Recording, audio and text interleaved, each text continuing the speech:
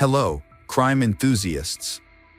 Are you ready for another chilling investigation? The case of Kirsten Hatfield. Kirsten Hatfield was born on February 12, 1989, in Midwest City, Oklahoma. Kirsten's father left the family soon after her birth, and her mother, Shannon, moved back in with grandparents. When Kirsten was 2 years old, they moved to their own home. Later, Shannon remarried, but the marriage was short-lived, leaving Shannon to care for her 2 young daughters alone. Kirsten, being the older sibling, took on a lot of responsibility, helping her mother care for her younger sister, Faith. Kirsten and Faith shared a bedroom, while their mother slept in the adjacent room. On May 13, 1997, Shannon put her daughters to bed as usual. Kirsten was 8 years old, and Faith was 3. However, Faith had already fallen asleep, so Shannon only said goodnight to Kirsten and left the door to their room slightly open, as she always did, in case Kirsten or Faith needed her. At around 3 a.m., Shannon was awoken by a noise coming from the girls' room. Thinking one of her daughters was awake, Shannon got out of bed to check on them. As she approached the door, the noise stopped. Assuming her daughters had gone back to sleep, Shannon was about to return to her room when she noticed that the door to their room was now completely closed. This was unusual, as she was certain she had left it slightly open. She wondered if one of them had closed the door or if she had simply forgotten to leave it open. Shannon opened the door slightly to check, but she didn't enter the room before returning to bed. Shannon went to wake up her daughters at 6:30 a.m. the next morning, but only found Faith in their bedroom. Shannon asked Faith where Kirsten was, and when Faith said she didn't know, Shannon began a thorough search of the house. However, Kirsten was nowhere to be found. Shannon then checked outside the house and contacted the parents of Kirsten's friends to see if she had come to their house. But no one had seen her. Shannon's search efforts led her to call her father, who lived nearby, to see if Kirsten had gone to his house or not. Unfortunately, he hadn't seen her either. At this point, Shannon realized Kirsten was missing, and her father advised her to call the police. When the police arrived, they initially thought Kirsten might be hiding in the house or had simply wandered off for a walk, given the town's low crime rate. However, upon inspecting Kirsten's room, they found the window slightly open with a few drops of blood on the frame. This raised their suspicions that something more serious had occurred. Further investigation led them to discover a piece of children's underwear stained with blood on the ground outside the window. After confirming with Shannon that the underwear belonged to Kirsten, the police realized they were likely dealing with a kidnapping. More officers were called to the scene to assist with the investigation, which marked the beginning of a more extensive search for Kirsten. The police investigation into Kirsten's disappearance began with a search of the area around the house. During this search, the police spoke with Kirsten's mother, who reported hearing a noise at 3 a.m. and now realized that it may have been the sound of her daughter being taken. Despite the search, nothing suspicious was found, and the police began canvassing the neighborhood, speaking with all the residents. Unfortunately, none of the neighbors reported seeing or hearing anything unusual on the night of the abduction. However, one neighbor did mention being woken up by a barking dog around 3 a.m., which coincided with the time of the abduction. With no solid leads, investigators turned to a child psychologist to interview Faith, who was only 3 years old. Despite her young age, Faith was able to share what she had witnessed, but her statement was limited to a single phrase: "A bad person came and took my sister." This confirmed that Kirsten had not left the house voluntarily, but unfortunately, it did not provide any further information about the perpetrator or Kirsten's whereabouts. Detectives had to restart the investigation practically from scratch. Their initial suspicion leaned towards someone who knew Kirsten well, as it seemed unlikely that a stranger could abduct her from her own room without a sound.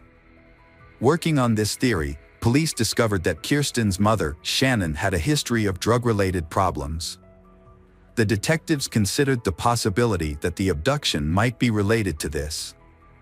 Perhaps the mother owed money to some people in the criminal underworld, and they decided to take her daughter as payment. The police did not rule out the mother willingly handing over her daughter. This would explain why the abduction happened almost silently. The investigation into Kirsten's disappearance continued, with detectives initially speaking to Shannon, her mother. Shannon denied any involvement, claiming to have been clean from substance abuse for some time and insisting she would never harm her daughter. Although detectives were not convinced of Shannon's innocence, they could not find any evidence to prove her involvement. The police then turned to the public for help, using the media to ask for any information that might be relevant to the case. In response, they received hundreds of calls, but most of the calls were fruitless. However, one clue provided a promising lead. A woman reported her boyfriend's suspicious behavior, including aggressive outbursts and a disturbing threat he made during an argument. The police investigated the man and discovered that he knew Shannon's brother, which meant Kirsten might have known him too. Additionally, the man had a history of drug use and assault, and he had previously been familiar with the Hatfield family home. Despite this, the investigation ultimately found that the man had a solid alibi for the time Kirsten went missing. Multiple witnesses confirmed that he was at a bar until around 4 a.m. on the night of the disappearance, making it impossible for him to have abducted Kirsten. Detectives pursued multiple leads, but each one led to a dead end. As time passed, the hope of finding Kirsten alive began to fade. Kirsten's mother, Shannon, refused to give up. She took matters into her own hands, determined to find her daughter. She gave interviews to local media outlets, distributed flyers, and even investigated potential suspects on her own. However, Shannon faced numerous obstacles. Many local businesses refused to display Kirsten's flyers, citing company policies. She also attempted to meet with the state governor, but was unsuccessful. Shannon established a volunteer center to help find Kirsten. The center focused on distributing flyers and engaging with the media. However, Shannon encountered new challenges. Some volunteers stole money, lied about their work, and used the media to gain attention for themselves. Despite these setbacks, Shannon persevered in her search for the truth. After years of effort, Shannon realized that her approach was not yielding results. She enrolled in college, earned a degree in criminology, and became a parole officer. Shannon's goal was not only to find her daughter's kidnapper but also to protect others from potentially dangerous criminals who might be released from prison. Shannon suspected Kirsten's kidnapper had a history of violent crimes. To pursue this lead, she researched people with violent pasts in her area but found no connection to Kirsten's disappearance. Despite her efforts, she eventually had to accept that Kirsten might have passed away and might not return. Still, Shannon continued to search for answers. Periodically, police reopened the case to investigate new leads, working with the FBI to create an updated sketch of Kirsten's possible appearance. In 2014, there was a breakthrough in the Kirsten case. A woman contacted the police and shared a shocking discovery she had made while sorting through her late mother's belongings. Among her mother's possessions was a diary detailing the woman's father's confession, claiming he had killed Kirsten Hatfield. The diary was extremely detailed, and detectives were convinced of its accuracy. According to the diary, the man had kidnapped Kirsten from her bedroom, took her to a house he owned in a nearby town, and murdered her after horribly torturing her. The description of the crime process spanned many pages, leaving even veteran investigators confused. The diary also revealed that the crime had been recorded on a videotape. Investigators immediately questioned the woman's father. However, his reaction was surprising.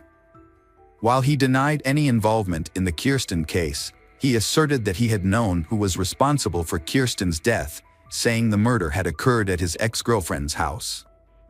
The police were confused and asked for the house address. They quickly received a warrant and sent a team to thoroughly search this house. The forensic investigation began with a crucial step: the use of luminol, a substance that glows when exposed to very small amounts of blood. When the forensic team applied luminol to the scene, they were surprised by the results. An expert later described the house as lit up like a Christmas tree due to the numerous bloodstains. The bloodstains matched the details of the murder described in the diary, leading the team to believe they had finally found concrete evidence. To investigate further, police removed the floorboards, cut out sections of wallpaper and sent these items to a laboratory for analysis. They also organized an excavation team in the hope of finding the victim's body. In addition, the police also discovered a box containing hundreds of videotapes in the house, so they had to review the diary. They suspected that one of the tapes might have contained footage of the victim being abused. Detectives meticulously reviewed each tape, but after hours of analysis, none of the tapes were related to the murder. Excavations also proved fruitless, with no remains or evidence found in the soil. However, just when the investigation seemed to have been gaining momentum, the police encountered an unexpected and shocking episode. Experts who analyzed the bloodstains in the house concluded that the bloodstains had actually belonged to an animal, not a human. This revelation left the police stunned and wondering what had just happened. Had someone deliberately deceived them with a cruel joke? Or was the person writing the diary struggling with mental health issues and convinced by a false narrative that had developed in their mind? The truth was still unknown. Detectives had run out of leads in Kirsten's case, and the case was once again stalled. In an effort to revive the investigation, the case was reassigned to a new detective named Daryl Miller in the summer of 2015.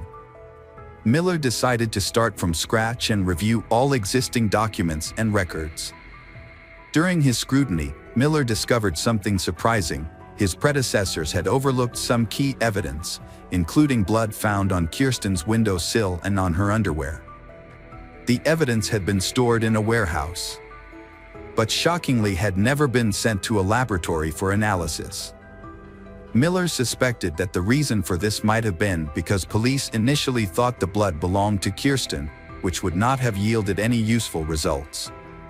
However, Miller decided to send them to the laboratory for analysis. The results were surprising. The blood sample did not belong to Kirsten, but to an unidentified man. This was a significant breakthrough after many years of investigation. Miller decided to collect DNA samples from all the men who had participated in the investigation since the kidnapping. Police tracked down each person on the list and sent their DNA to a lab for analysis. Everyone was cooperative and provided their DNA samples quickly.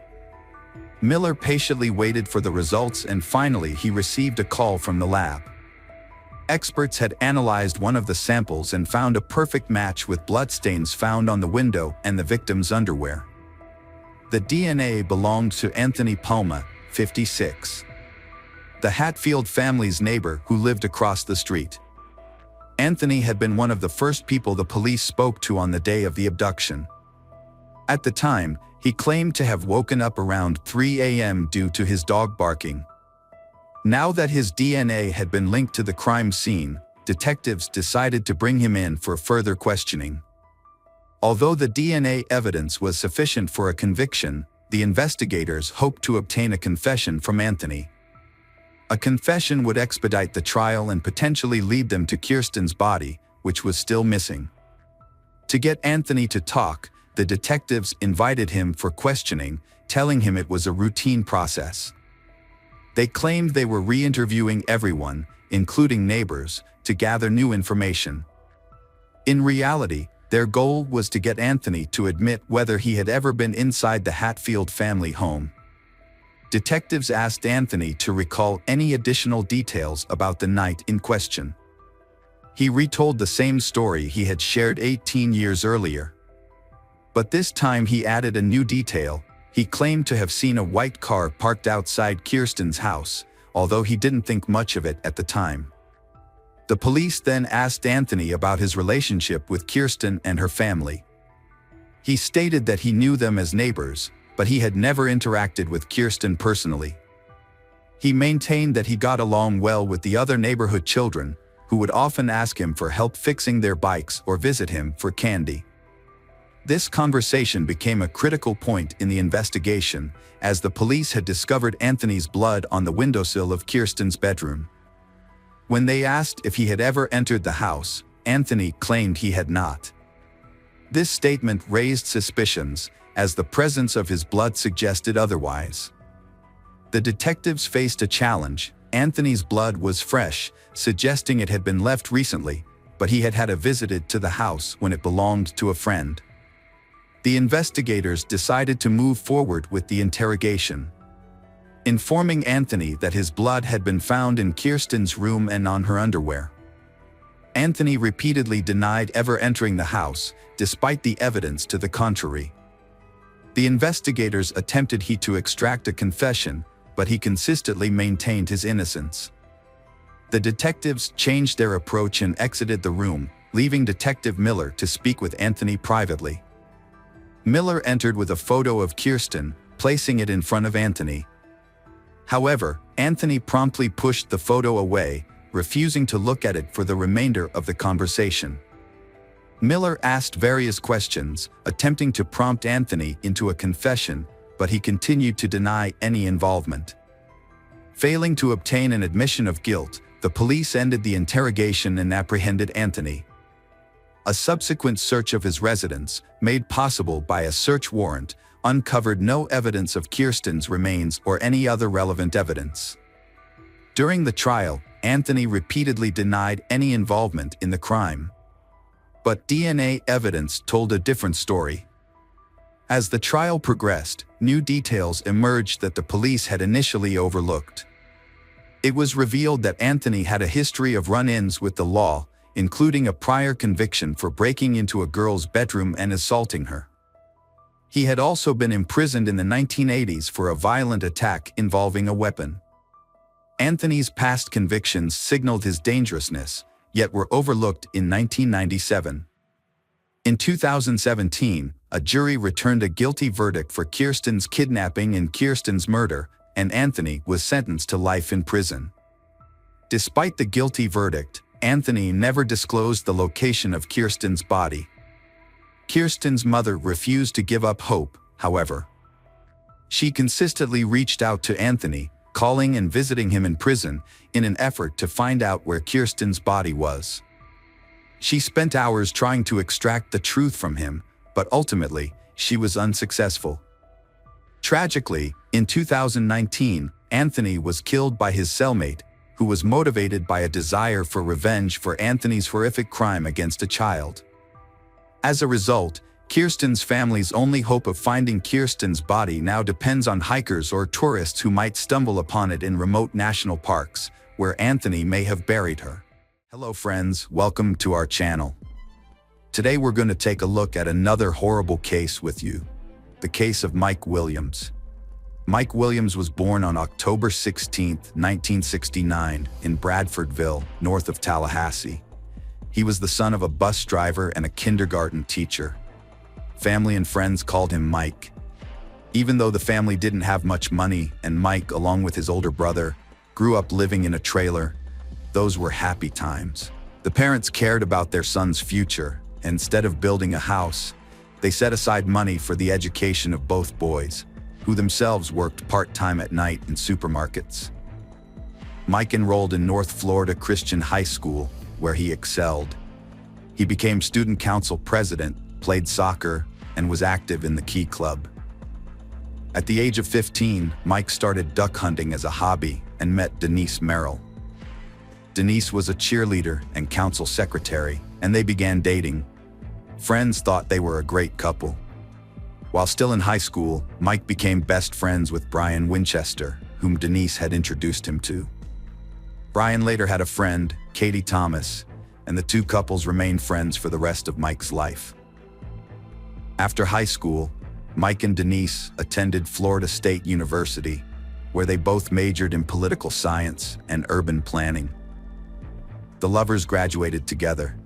Denise became a public accountant, and Mike became a real estate appraiser. Mike proved himself to be a dedicated and hardworking individual, consistently putting in 15-hour days, which led to rapid success in his career. In 1994, he married Denise, and around the same time, his friend Brian married Kathy. The four of them maintained a close and supportive relationship. Mike loved his wife deeply and was determined to provide for their family to the best of his ability. He had boundless energy and was a high achiever. By the age of 31, Mike Williams had achieved significant success as a real estate appraiser, earning a substantial annual income of nearly $200,000. This allowed the couple to purchase a comfortable home in an upscale neighborhood on the east side of town, and in 1999, they welcomed a daughter into their family. Although Mike was prudent, he had a tendency to engage in risky activities, which prompted his friends to warn Denise about them. To ensure his family's financial security, Mike sought the advice of his trusted friend Brian, who worked as an insurance agent. Brian sold Mike 2 life insurance policies, one worth $250,000 and another worth $500, providing financial protection for his loved ones in the event of an unforeseen disaster. In 2000, Mike's father died, which had a profound impact on Mike. To ensure his family's financial security, Mike turned to his friend Brian for help. Brian assisted Mike in getting a $1 million life insurance policy, adding to an existing policy and bringing the total coverage to nearly $2 million, just 6 months before Mike vanished. On December 16, 2000, their 6th wedding anniversary, Mike woke up early to go duck hunting on Lake Seminole, a large reservoir connected to the Apalachicola River. Denise and their daughter stayed at home, expecting Mike to return that day so they could celebrate their anniversary with a planned night out in Apalachicola, a small town on the bayou. However, Mike didn't come back, prompting Denise to become worried and call her father. Her father then contacted Mike's best friend, Brian Winchester. Brian and his father drove to Lake Seminole, where they found Mike's Ford Bronco parked near the boat dock, but Mike was missing. The search for Mike began, and after a few hours, a helicopter pilot located the boat drifting approximately 225 feet away from the boat ramp. Notably, Mike's shotgun was still in its case on board, indicating that he was never able to use it. This discovery led to a shift in the operation from a rescue mission to a recovery effort. Locals familiar with the area informed the search team that the location was previously an orchard, known as Stump Field, due to the numerous stumps both above and below the water level, which made navigating motorized boats through the area hazardous. The search team formulated a theory about what might have happened to Mike. He might have collided with a stump while operating his boat, fallen into the water, and become trapped, with his boots filling with water and ultimately causing him to drown. Several agencies, including a dive team from Montgomery, Alabama, and the Jackson County Sheriff's Office, participated in the search for Mike. Although they made an extensive and systematic effort, they did not find any signs of him. After a week, the search operation shifted its focus to a body recovery effort. Search teams used probe poles to scan the lake bottom and brought in dogs to assist. 10 days into the search, volunteers found a camouflage-patterned hunting hat, but it could not be confirmed as belonging to Mike. The Florida Fish and Wildlife Conservation Agency suggested that Mike might have been attacked by alligators, which could explain why his body was never found, given the lake's known alligator population. The Florida Department of Law Enforcement did not find any evidence of a violent death and supported this theory. The search was finally called off after 5 weeks. The day after the authorities gave up searching for Mike, Denise put together a memorial service to pay tribute to him. While it appeared to everyone that Denise had come to terms with losing her husband, Mike's mother was still grappling with the loss. 6 months down the line, in June 2001, a fisherman stumbled upon a sinister find. a pair of boots bobbing on the lake's surface. This prompted a team of divers to scour the lake, and they fished out a lightweight hunting jacket and flashlight from the depths. When they examined the jacket, they found a hunting license with Mike Williams' name and signature tucked away in one of its pockets. The discovery of the hunting jacket and boots raised many questions about Mike Williams' disappearance. The fact that neither item showed signs of an alligator attack and appeared to have been recently placed in the water rather than having been there for 6 months was suspicious. The boots, for example, were not slimy, and the flashlight still worked. Despite these inconsistencies, a week later, Denise's attorney requested that the court declare Mike Williams dead, citing the discovery of his belongings as evidence. The attorney suggested that alligators and other aquatic life had likely consumed his body whole.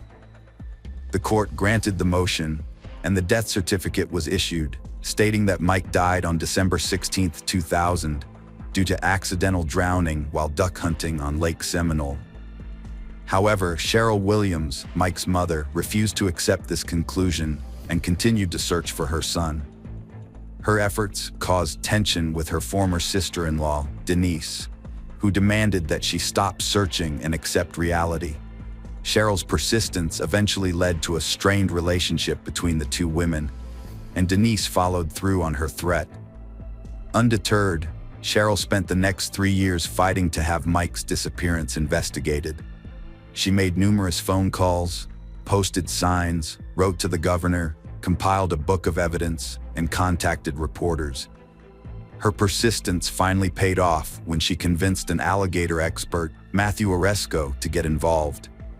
Oresco explained that alligators don't feed during the cold winter months, and that there would always be forensic evidence left behind after an alligator kill. After 3 years, Cheryl Williams finally persuaded law enforcement to abandon the alligator attack theory and launch an official investigation into her son Mike's disappearance. The case was reopened based on newly uncovered facts about alligators' eating habits and evidence gathered from interviews and official data. Former investigator Ronnie Austin revealed that the general consensus among law enforcement agencies was that Mike's death was not accidental. Initially, the Florida Fish and Wildlife Conservation Agency took charge of the case, as Mike was considered a missing hunter. They spent 735 hours searching a 10-acre section of the lake for his body, but neglected to explore other possibilities. Subsequent investigations involved interviewing all those involved in the search, including police officer David Arnett, who was present at the scene. He pointed out several suspicious circumstances. Mike rarely hunted alone. His truck was found in an undeveloped area, and the severe storm that night should have pushed the boat to the east shore, yet it was found on the west shore. Furthermore, the boat's motor was not running, despite being full of gasoline. If Mike had fallen out of the boat while driving, it would have continued to float in circles until it ran out of gas. Unfortunately, law enforcement realized too late that they were not dealing with a simple drowning.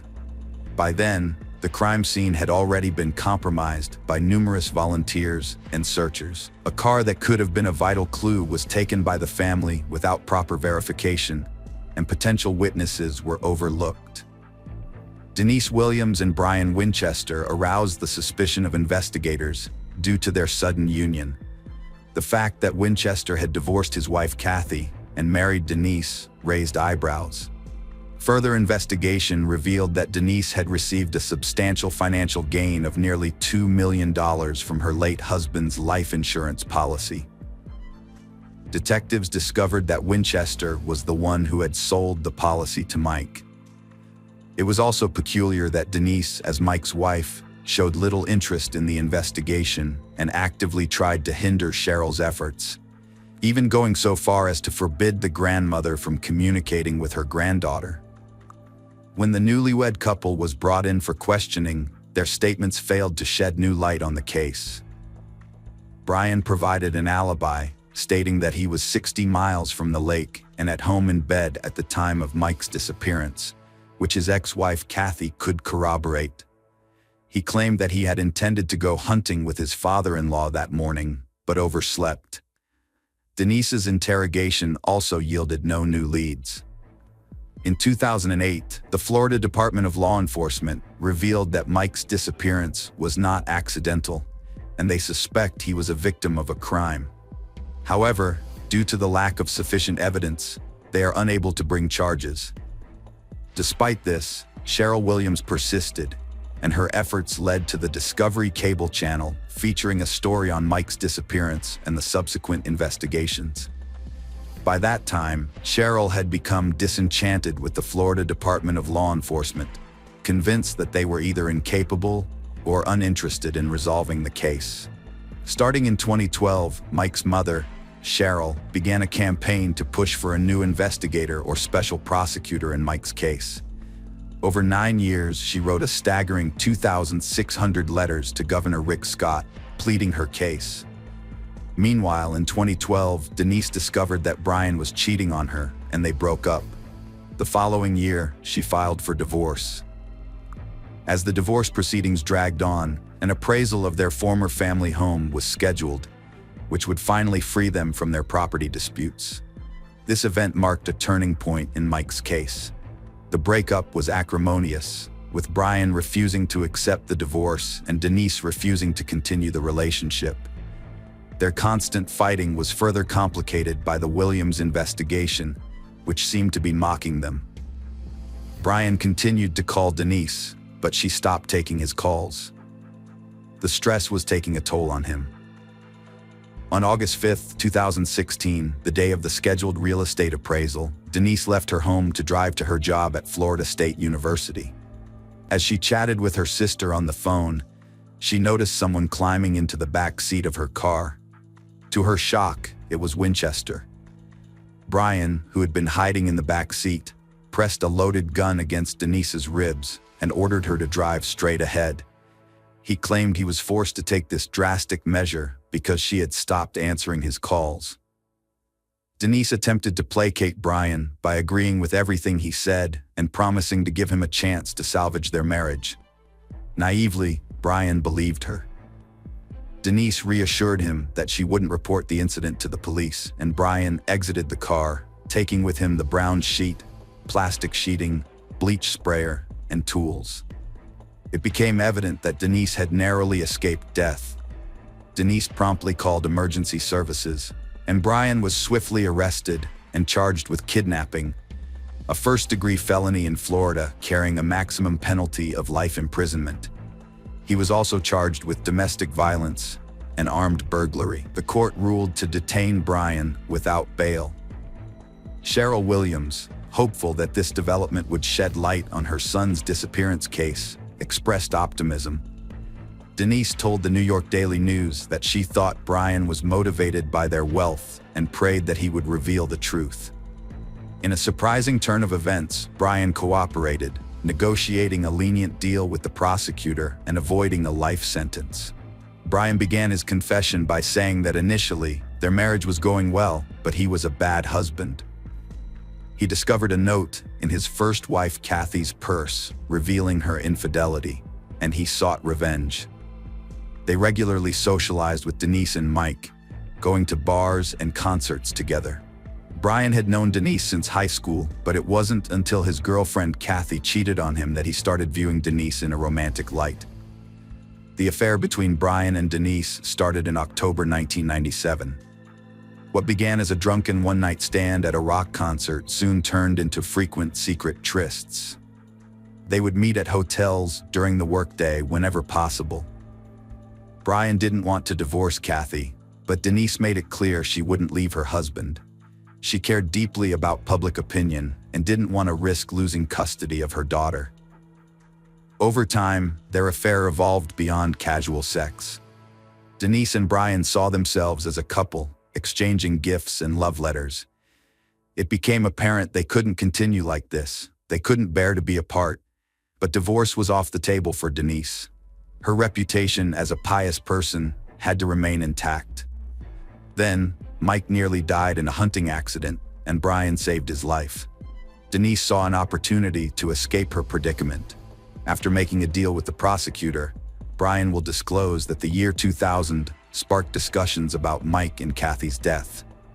According to Brian, Denise had wanted to deflect responsibility, placing the blame solely on him and not herself. She had preferred a scenario in which their deaths would be viewed as an accident rather than a murder, thereby allowing her to convince herself that their fate was in God's hands, which would enable her to live with the consequences. After considering various options, Brian and Denise chose to stage a boating accident. They planned the murder to coincide with the maximum payout on Mike's life insurance policy, which was set to expire at the end of December 2000. The plan was in place. Brian invited Mike on a hunting trip, claiming he'd found an ideal spot on Lake Semol's shores. Mike thought he'd be back home by noon to celebrate his anniversary with his wife. Brian told him to bring his wading boots, as they were essential for the trip. Unbeknownst to Mike, Brian had a sinister motive. If he fell overboard wearing wading boots, he'd supposedly drown quickly. The plan was to make Mike's death appear as an accidental drowning. Once they were in the water, Brian pushed Mike out of the boat. However, Mike grabbed onto nearby stumps and started wading through the water towards the shore. Brian panicked, not knowing how to react. Mike began shouting for help, and Brian, desperate and confused, grabbed a shotgun and shot Mike in the head without thinking of the consequences. Brian's plan had unraveled, and he had to cover his tracks. Time was running out. He should have been home by now, getting ready to go hunting with his father-in-law.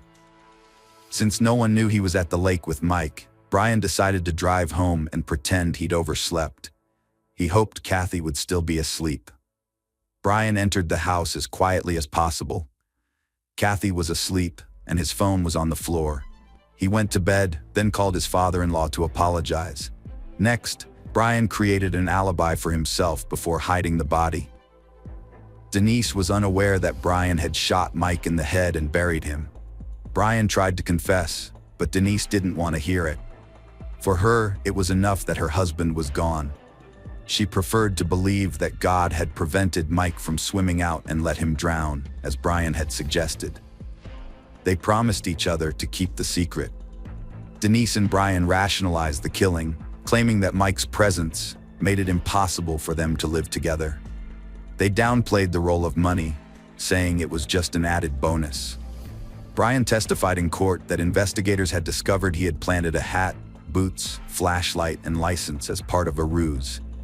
His aim was twofold. First, to deter searchers from abandoning the lake, and later, to provide justification for declaring Mike dead, thereby allowing Denise to collect insurance benefits.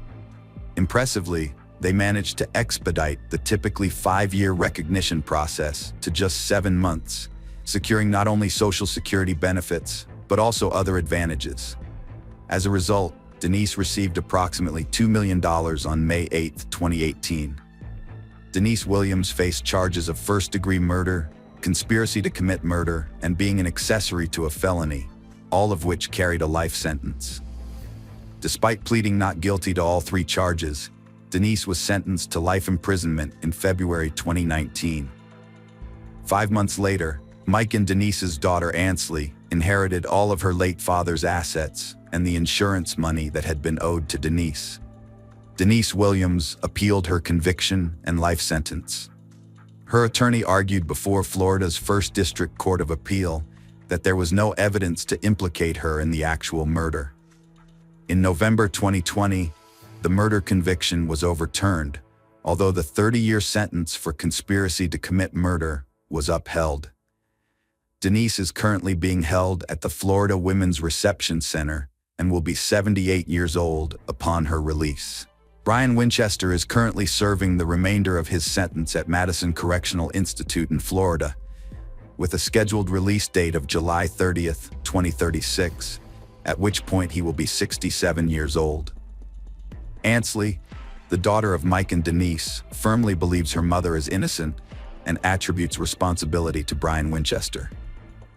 While refusing to discuss the case or her personal life with the media, Ansley remains estranged from her uncle, Nick, and grandmother, Cheryl, who are distressed by their inability to connect with her.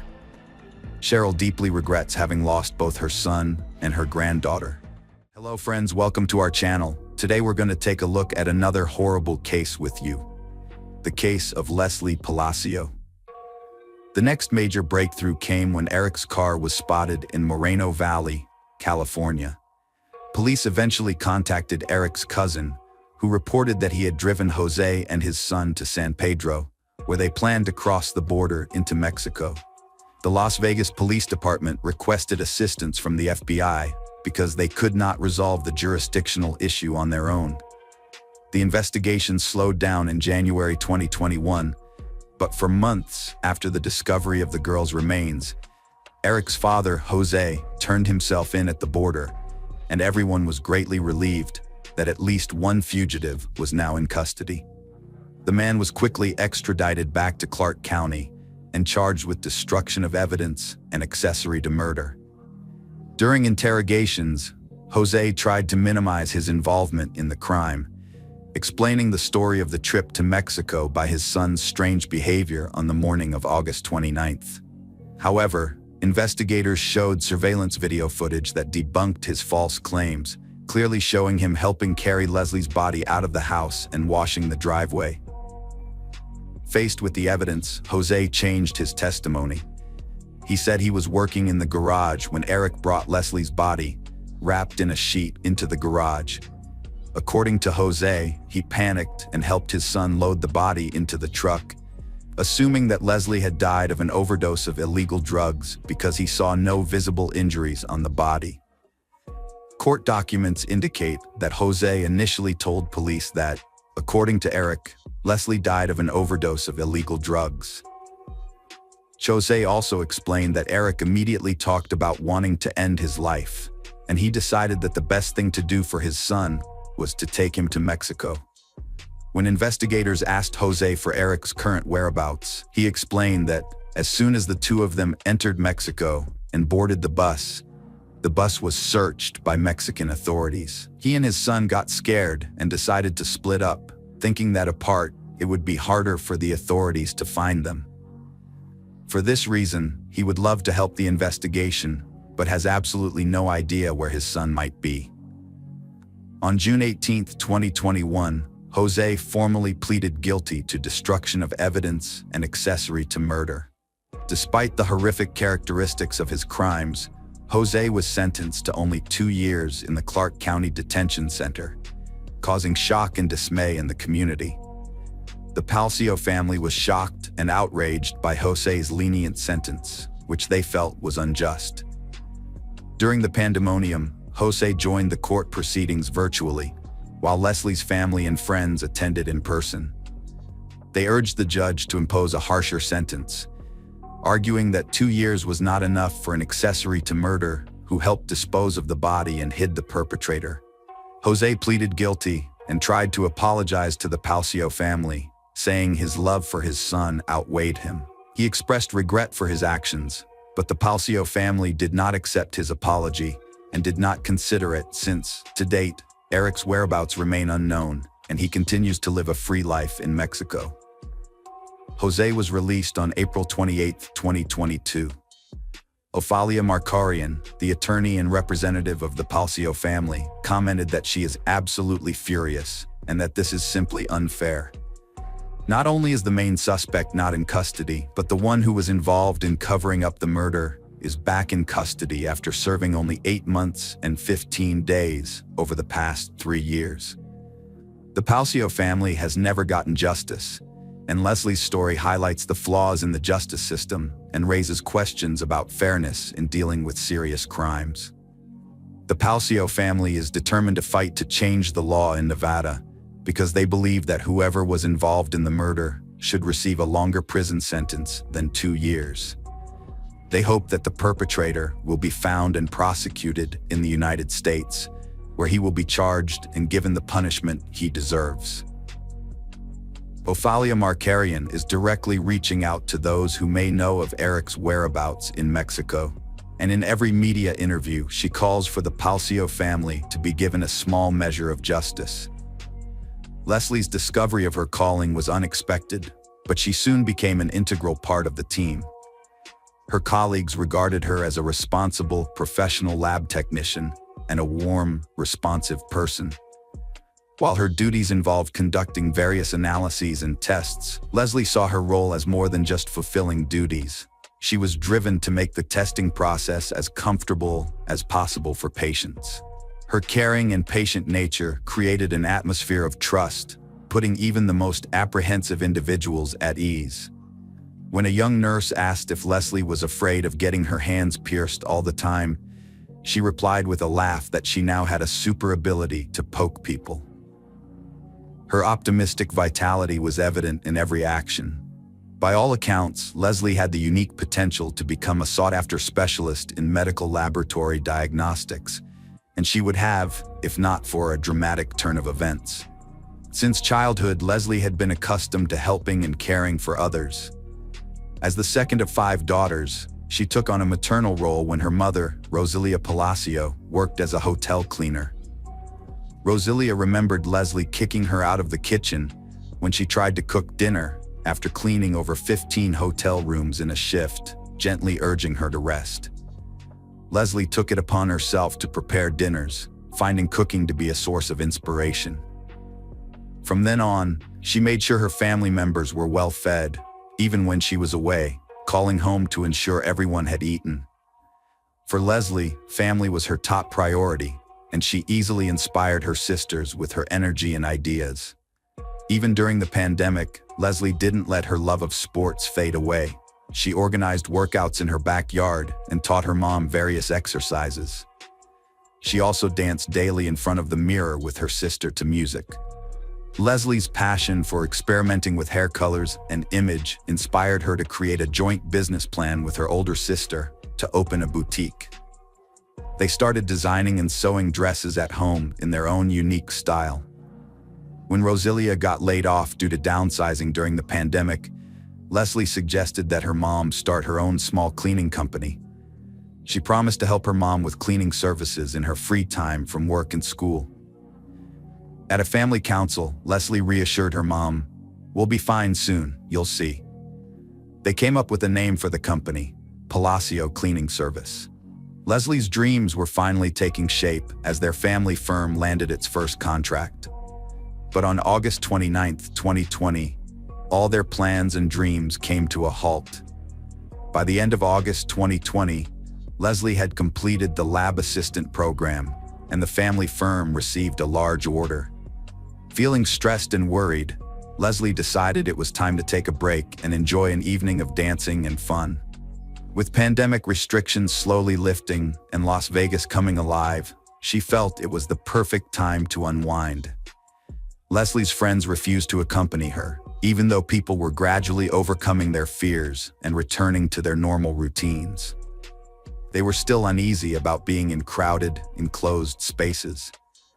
Despite this, Leslie remained hopeful of finding someone to share a fun evening with, so she posted on Instagram about her desire to do something unexpected.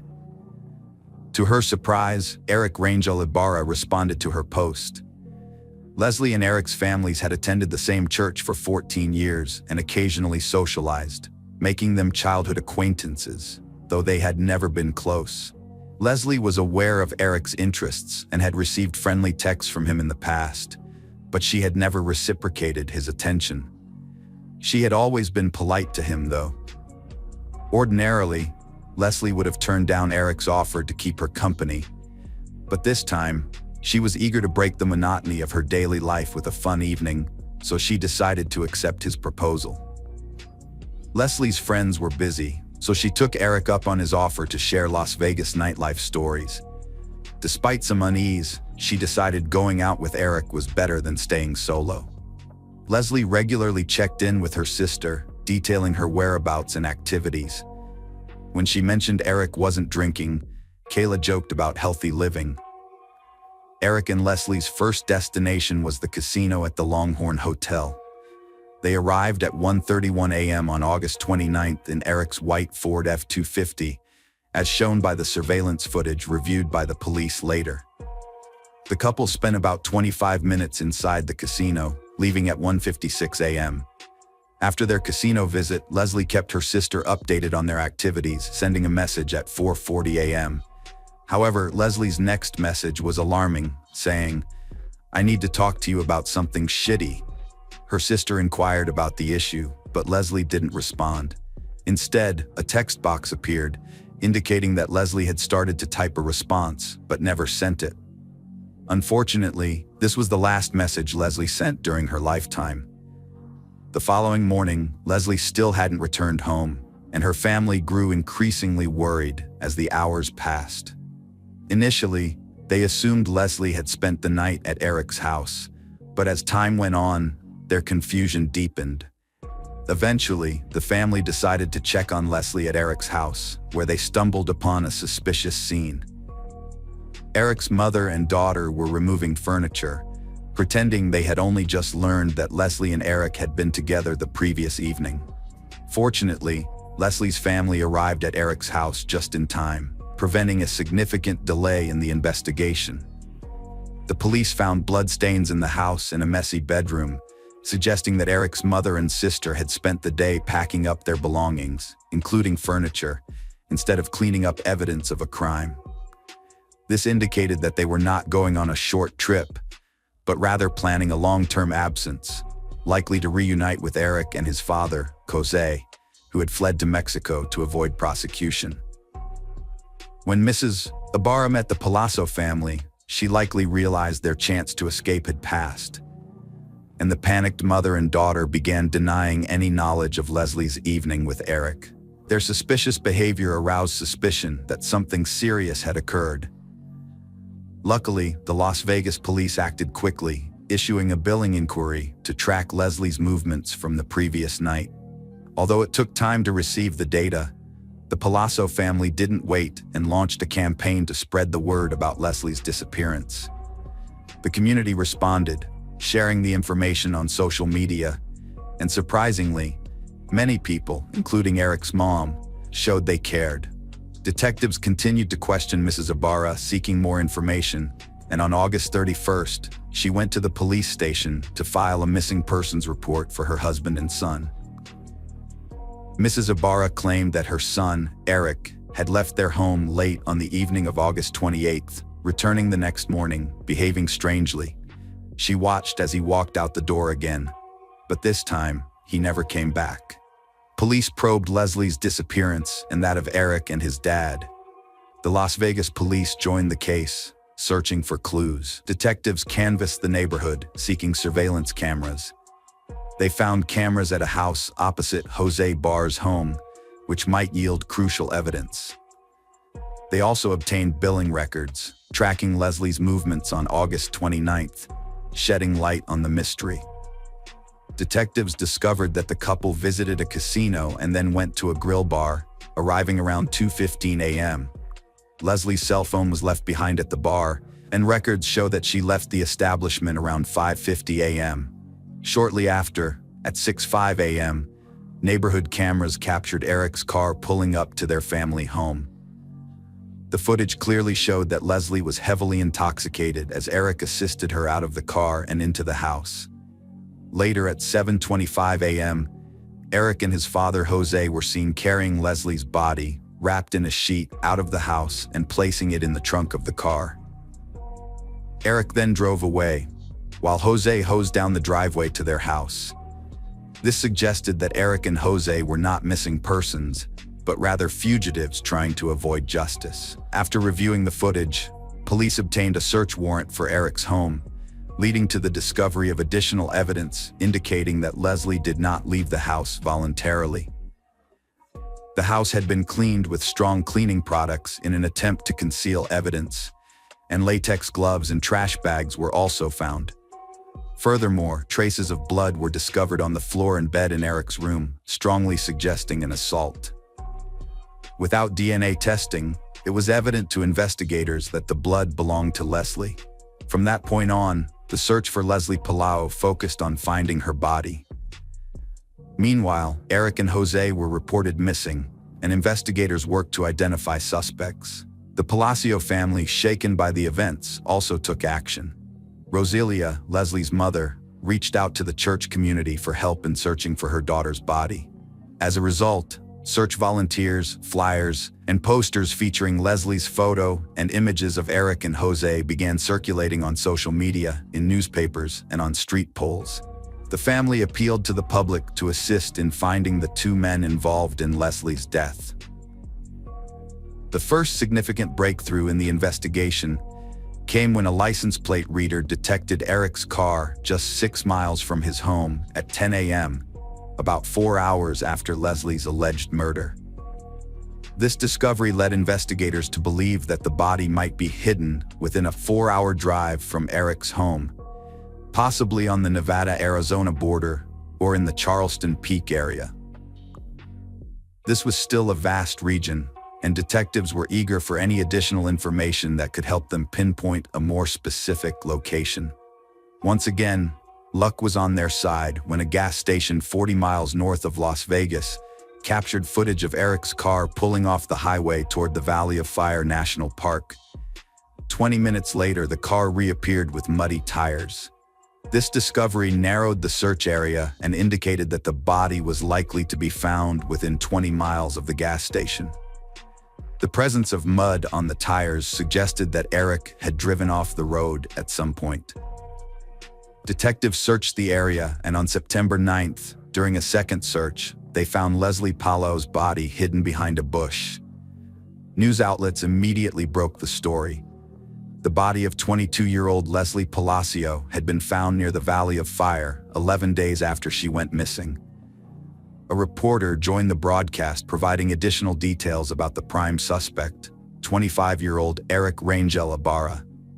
The Valley of Fire, where the body was found, is known for its extremely hot climate, which led to rapid decomposition of the remains.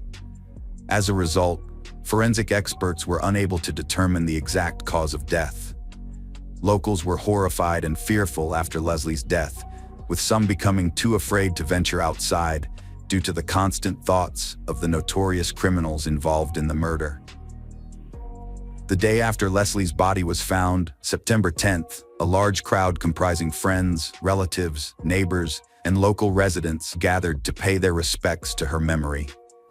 They took the candles used in the nightly vigil and placed them in front of her house, expressing their desire for the perpetrator to face justice for his heinous act. At this point, the quest for justice was far from over. A major breakthrough in the case came when Eric's car was spotted in Moreno Valley, California. This led police to contact Eric's cousin, who revealed that he had driven Jose and his son to San Pedro, where they intended to cross the border into Mexico. The Las Vegas Police Department requested the FBI's assistance due to jurisdictional issues they couldn't resolve on their own. Although the investigation slowed down in January 2021, there was a significant development months after the girls' remains were discovered. Eric's father, Jose, turned himself in at the border, bringing relief that at least one fugitive was now in custody. Jose was quickly extradited back to Clark County, where he was charged with destroying evidence and being an accessory to murder. During questioning, Jose attempted to downplay his role in the crime, citing his son's strange behavior on the morning of August 29th as the reason for their trip to Mexico. However, investigators presented surveillance video footage that contradicted his false claims, clearly showing him helping to carry Leslie's body out of the house and washing the driveway. Jose altered his testimony when confronted with the evidence. According to his revised account, he was working in the garage when Eric arrived with Leslie's body, wrapped in a sheet. Jose claimed he panicked and helped his son load the body into the truck, believing Leslie had died from a drug overdose due to the lack of visible injuries. Initially, Jose told police that Eric had stated Leslie died from a drug overdose. Jose also recalled that Eric had suicidal thoughts and, as a concerned father, decided to take him to Mexico. When questioned about Eric's current location, Jose explained that after crossing into Mexico and boarding a bus, they were searched by Mexican authorities. Feeling frightened, they decided to separate, thinking it would be harder for authorities to track them down. As a result, Jose was willing to cooperate with the investigation, but genuinely had no idea where his son was. On June 18, 2021, Jose pleaded guilty to destroying evidence and being an accessory to murder. Despite the heinous nature of his crimes, he was sentenced to just 2 years at the Clark County Detention Center, a decision that shocked and outraged the community. The Palcio family was particularly appalled by the lenient sentence, which they considered unfair. During the sentencing hearing, Jose participated virtually, while Leslie's family and friends attended in person. They implored the judge to impose a harsher sentence, arguing that 2 years was insufficient punishment for an accessory to murder who had helped dispose of the body and conceal the perpetrator. Jose apologized to the Palcio family, stating that his love for his son had outweighed his moral obligations.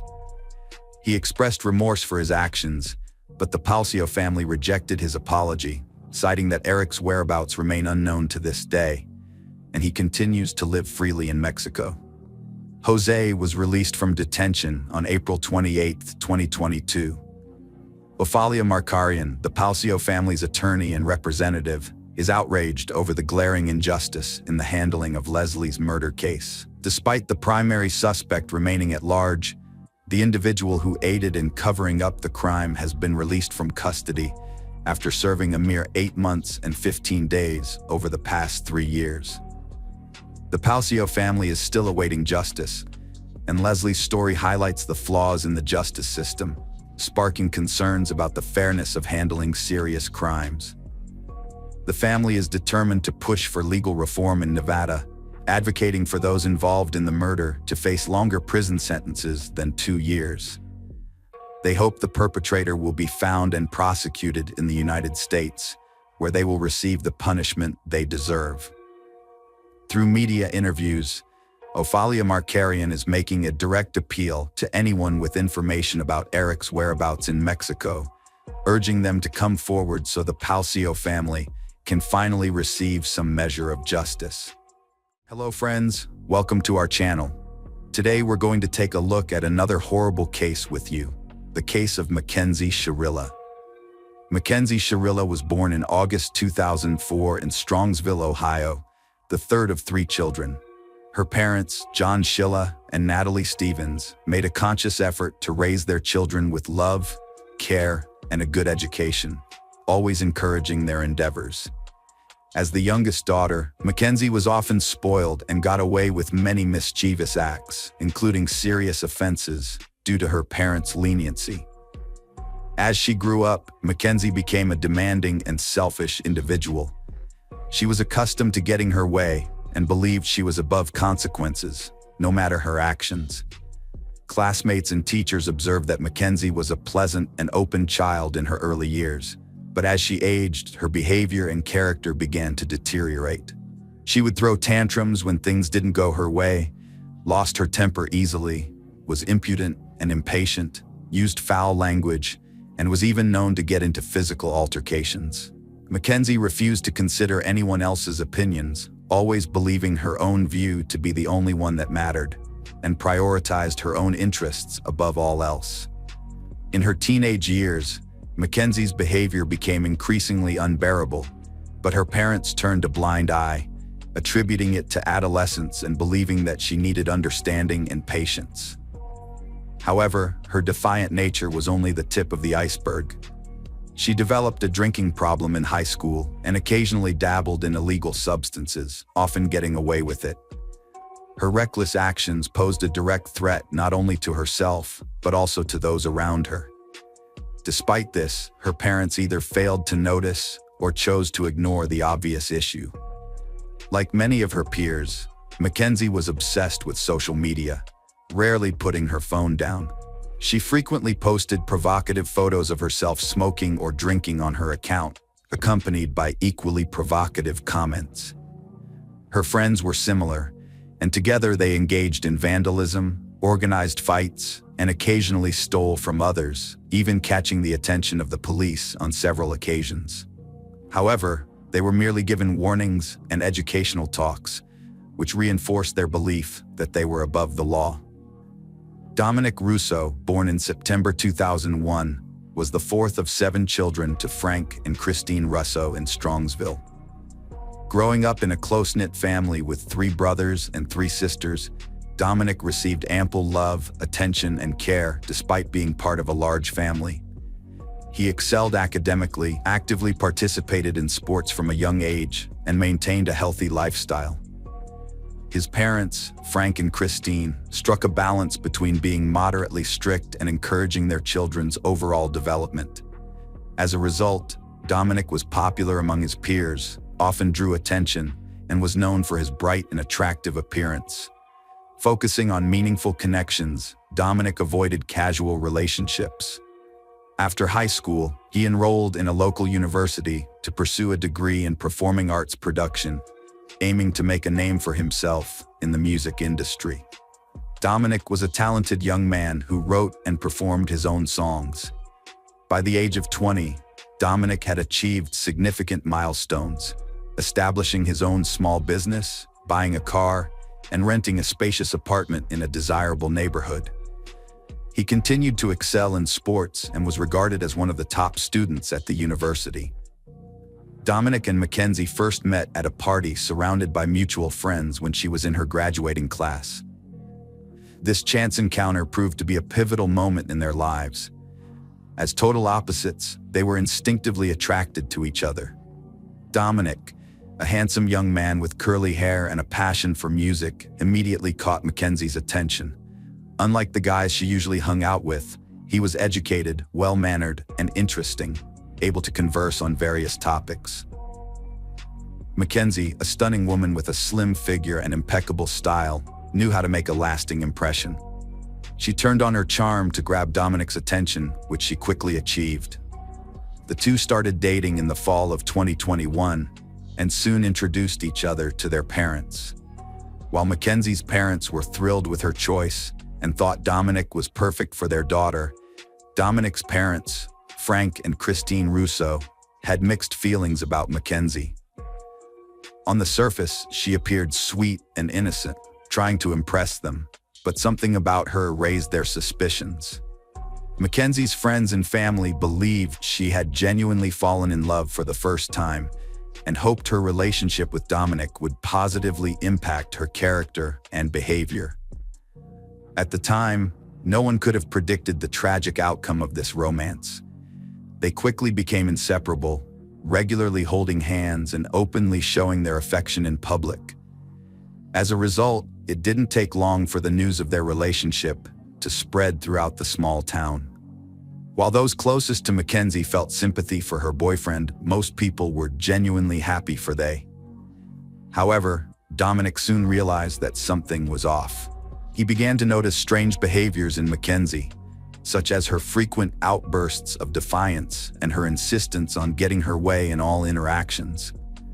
At first, he didn't give it much thought, attributing it to her young age and desire for attention.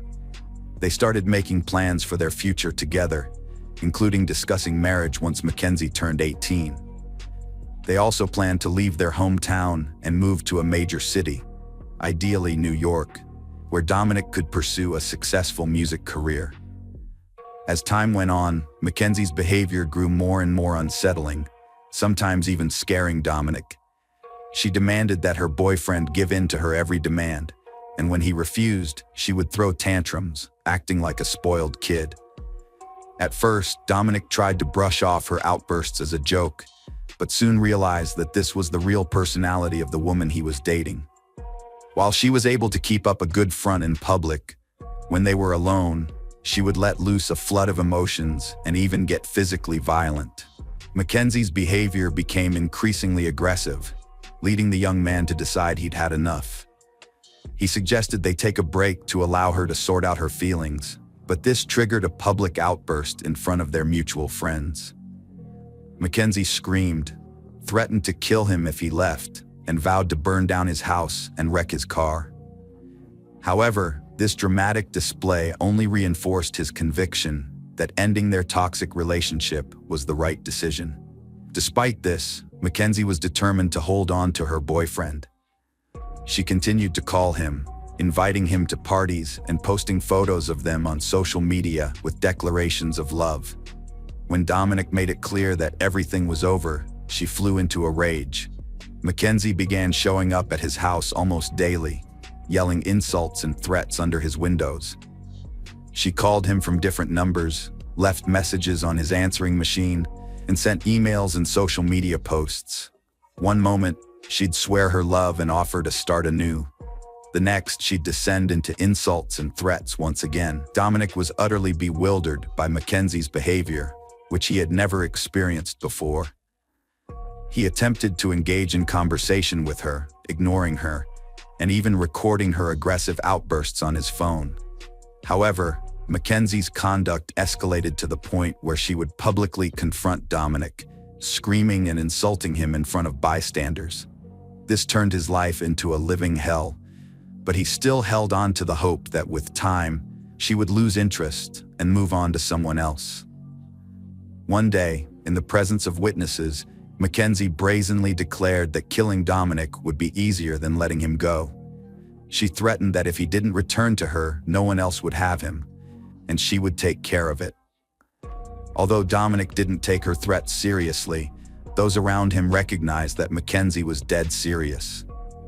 The schoolgirl frequently issuing menace included promises to physically assault him, run him over with a car, kidnap him and drive off a cliff, or stop the car on train tracks in front of an oncoming train. Each sinister scenario was described in vivid detail, as if Mackenzie had meticulously planned it and was waiting for the perfect moment to execute it.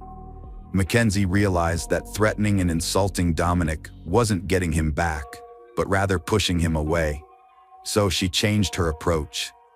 She became sweet and charming once more, stopped pressuring and harassing him, and pretended to have learned from her mistakes, wanting to improve herself for the better.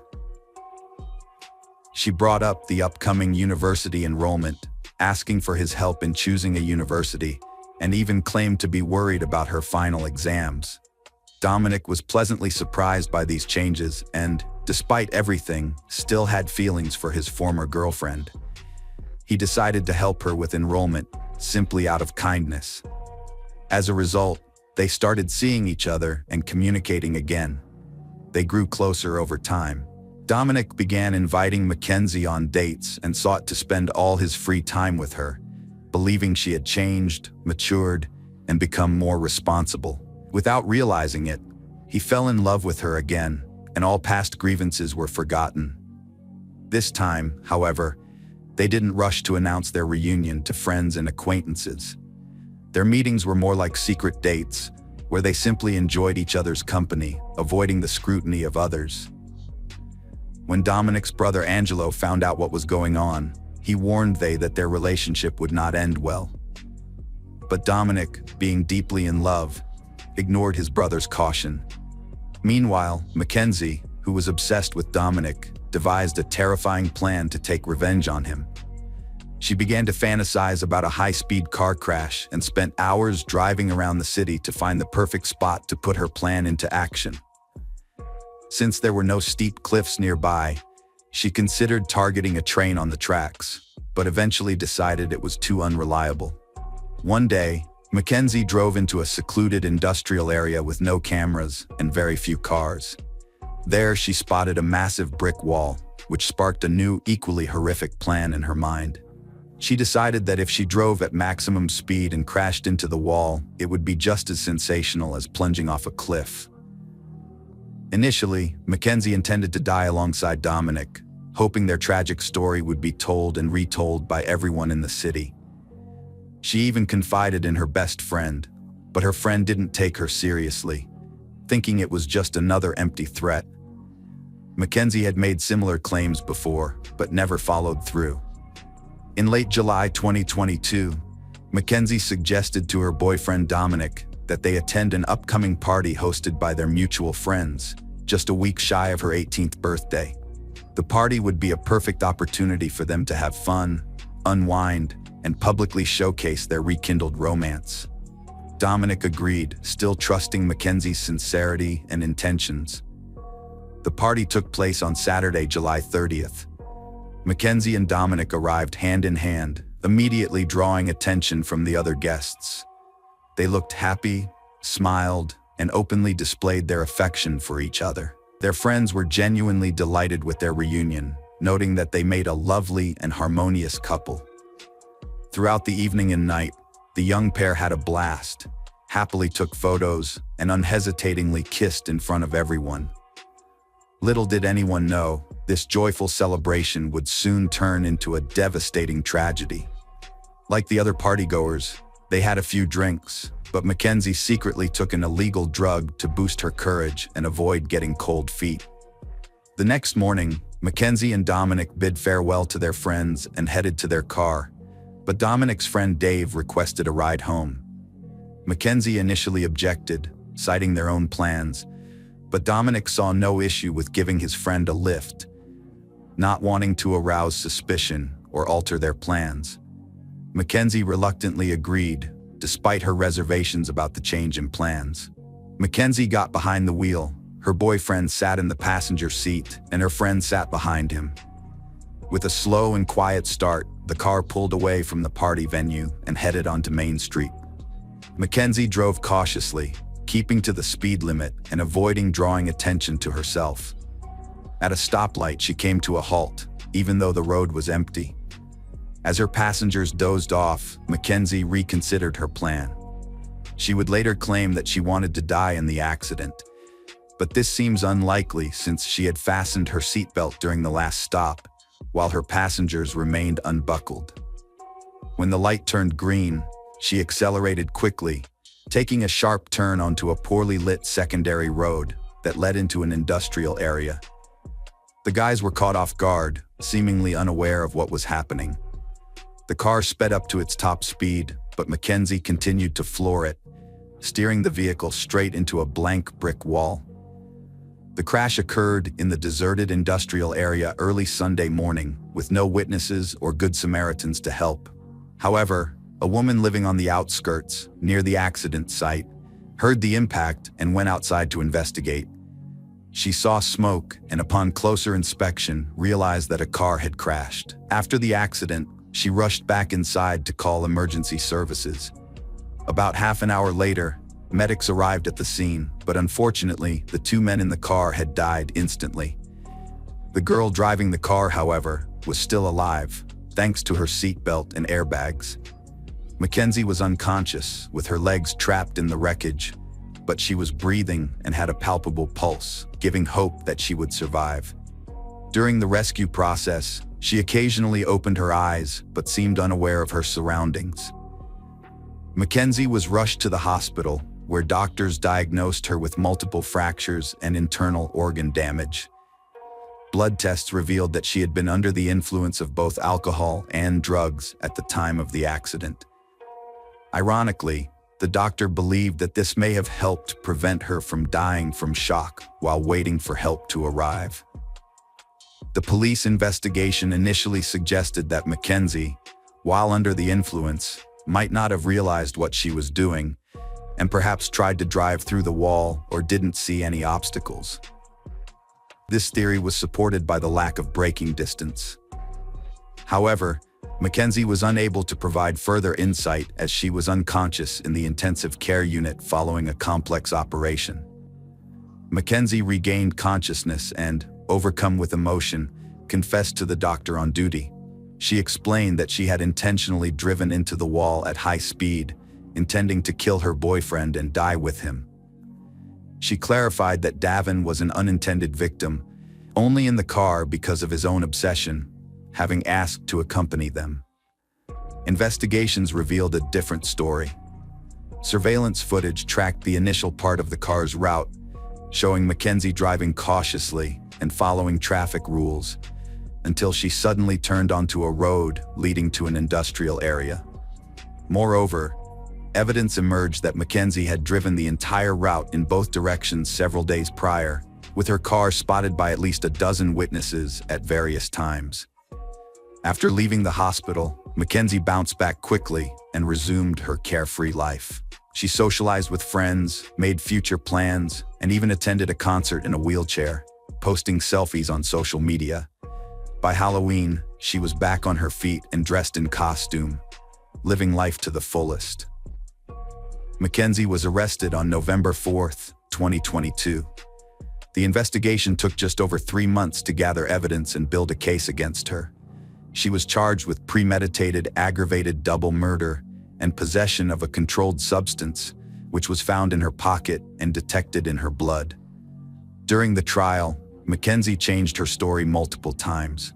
Initially, she claimed to have suffered a memory lapse, but after a friend testified against her, revealing her plan, Mackenzie shifted her defense, stating she wanted to die with her lover. However, this new claim was quickly disputed, as evidence showed she had worn a seatbelt.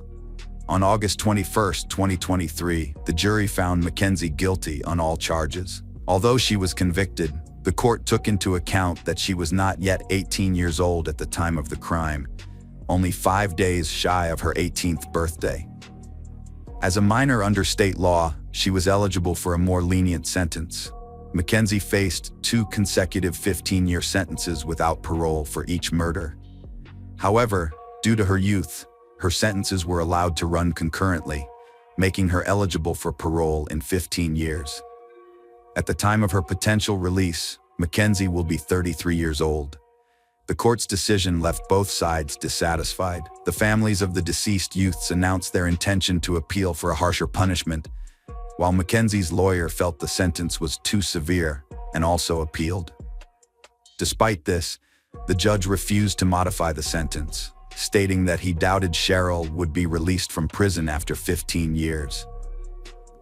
In his view, the defendant had failed to show remorse for her crime, displaying arrogance and even contempt towards the court, and now had ample time to reflect on her heinous act. Hello friends. Welcome to our channel. Today we're going to take a look at another horrible case with you, the case of the Ortega family.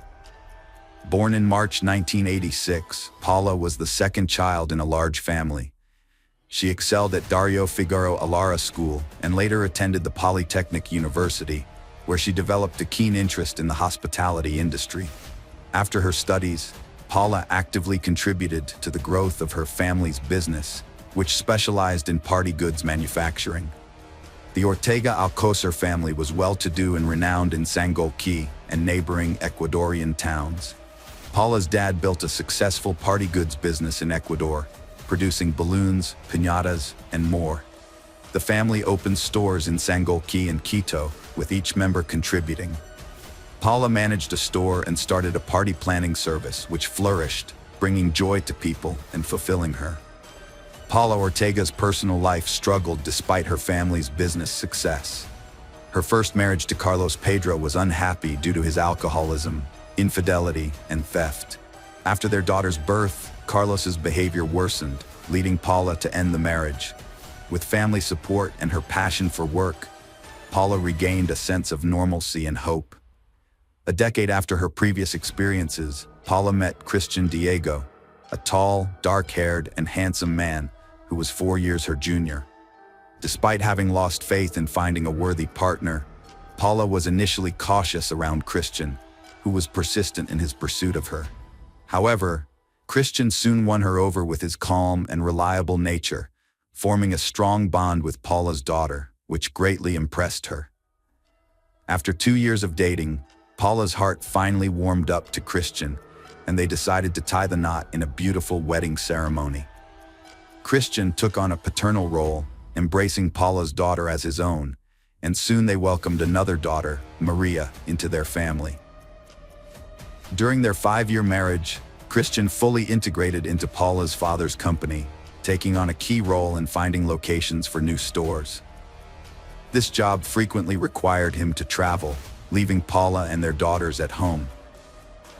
Coming from a humble working-class background, Christian had always harbored ambitions of owning a large business one day.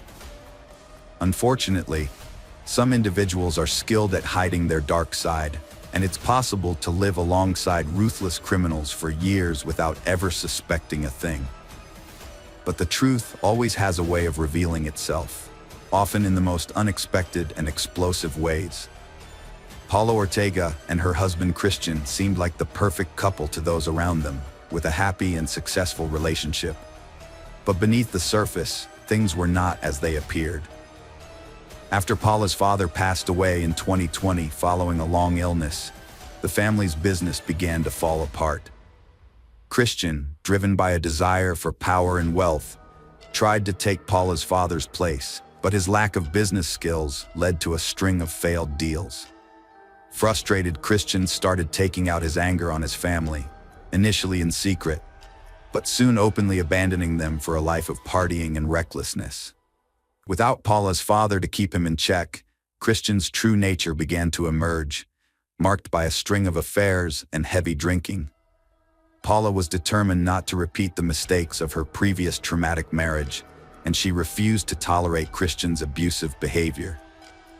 Their home had become a war zone, with Christian's true nature, an ambitious egoist who craved power and obedience, on full display. After a particularly vicious argument, Paula secretly filed for divorce, fearing Christian's reaction. However, when Christian discovered her plans, his behavior abruptly changed. Desperate to maintain his position in the family and avoid losing his comfortable lifestyle, he reformed his ways and appeared to transform for the better. He expressed remorse, claiming to be confused and overwhelmed, and professed his love and appreciation for his family. Paula, still hesitant to be alone again, was convinced by Christian's eloquence to give him another chance. Christian suggested a romantic dinner at home, and Paula agreed, sending their daughters to her parents' house to prepare for the evening. Despite her reservations, she was excited to recreate a happy family atmosphere. The evening at the Ortega home was filled with celebration and comfort. The living room was decorated with festive garlands, and the dining table was warmly lit by candles. Christian poured a bottle of dry white wine while Paula served a hot meal. The night seemed to be a genuine step towards reconciliation, until Christian suddenly made a shocking proposal that disrupted the peaceful atmosphere. Christian confessed to his wife a costly mistake in his bid to take over the family business, causing significant losses. The company now needed a new investor, which would mean giving up part of the firm. Paula refused to consider it, wanting her father's business to stay in the family. Despite his efforts, she wouldn't budge, leaving Christian frustrated and their relationship strained. On January 2, 2023, Paula took her daughter to the playroom before preparing for work at her shop. She had a large order to fulfill, involving balloon fountains and party decorations. During lunch, two slim men in dark hoodies arrived. Paula opened the door, expecting a courier. The men startled her, scanned the shop, and pinned her against the wall. Just as things got tense, a courier knocked on the door, prompting the men to flee. Paula handed over the package, her hands shaking with fear. She closed the shop, then called her mother, her voice trembling as she expressed her fear. Although her mother suggested reporting the incident to the police, Paula declined, attributing her reaction to mere fright, since nothing harmful had occurred. Instead of reopening her shop, Paula spent the day consumed by thoughts of Christian's actions and the identity and motives of the two mysterious men. Seeking comfort, she took a stroll through the city, stopping at a cafe for coffee and walking through the park to clear her head. Later, Paula visited her sister, and they had a heart-to-heart conversation over cups of tea, overwhelmed by the day's shocking events. Paula confided in her sister about the scary encounter at her shop, as well as her difficulties in her marriage. She shared how Christian had changed after her father's passing, indulging in alcohol and being openly unfaithful. Although she normally kept her personal struggles to herself, her emotions overpowered her pride and shame, allowing her to open up about the demeaning treatment she had been tolerating. Adriana Ortega, Paula's sister, later recalled that Paula had spoken about her long-term life plans, including her dreams for her daughters to grow up and become professionals. Adriana also remembered that Paula had expressed her intention to continue running her business. According to Adriana, Paula was a selfless and extremely hard-working person. After her emotional talk with her sister, Paula headed home. However, Christian called her, saying he was picking up their daughter from the playroom and would stop by the shop to pick Paula up as well. Their conversation was brief, with kids' voices in the background. Paula didn't get a chance to tell Christian about the scary incident at her shop, especially since she suspected he might be involved. Reluctantly, Paula went back to work, putting her family's needs before her own. Christian arrived alone, explaining that their daughter had wanted to go home and he couldn't resist her. He told Paula that the kids were at home, eagerly waiting for hamburgers, a modern family tradition. Instead of going to the nearest fast food joint, Christian took Paula to the Courtyard restaurant at a nearby shopping center. He parked the car by a secluded wall, locked it securely, and left Paula inside to collect their order. Relaxing in the passenger seat after a long and tiring day, Paula closed her eyes, unaware of the danger that was approaching.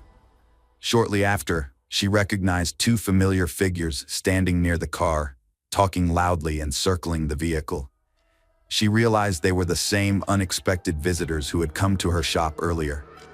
Paula tried to remain calm, trusting that the car was secure and that Christian would return soon. But suddenly, the car's lights flashed and the door locks disengaged. Panicked, Paula scrambled to the back seat, hiding between the seats and covering her head with her arms, but she was trapped with no way to escape. One intruder casually got into the driver's seat, while the other joined him in the back, pinning Paula down even more. She felt something warm trickling down her arm before everything went dark. The attack left Paula with 11 knife wounds to her neck and 2 to her face. The assailants fled the scene, leaving Paula alone and gravely injured. Christian returned just 7 minutes later to a horrific sight. The car's interior was drenched in blood. Frantic, he called emergency services, but struggled to clearly communicate the situation and give the emergency coordinates. He then called Paula's mother to report the attack before driving to the hospital himself. Tragically, Paula succumbed to her injuries in the emergency room, passing away before receiving the necessary medical attention. Christian was overcome with grief and shock after losing his wife Paula, screaming and throwing chairs in the waiting room.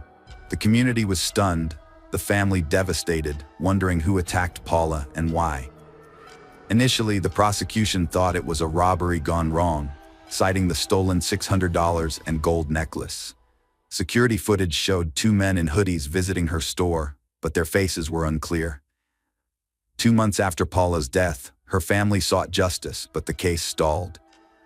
However, Adriana, Paula's sister, revealed a crucial conversation with Paula, which cast doubt on Christian's innocence. She exposed Christian's infidelity and violence, and Paula's consideration of divorce, giving him a motive to kill. The prosecution then searched the couple's home, finding incriminating messages on Christian's phone and a document to transfer the company, which Paula refused to sign.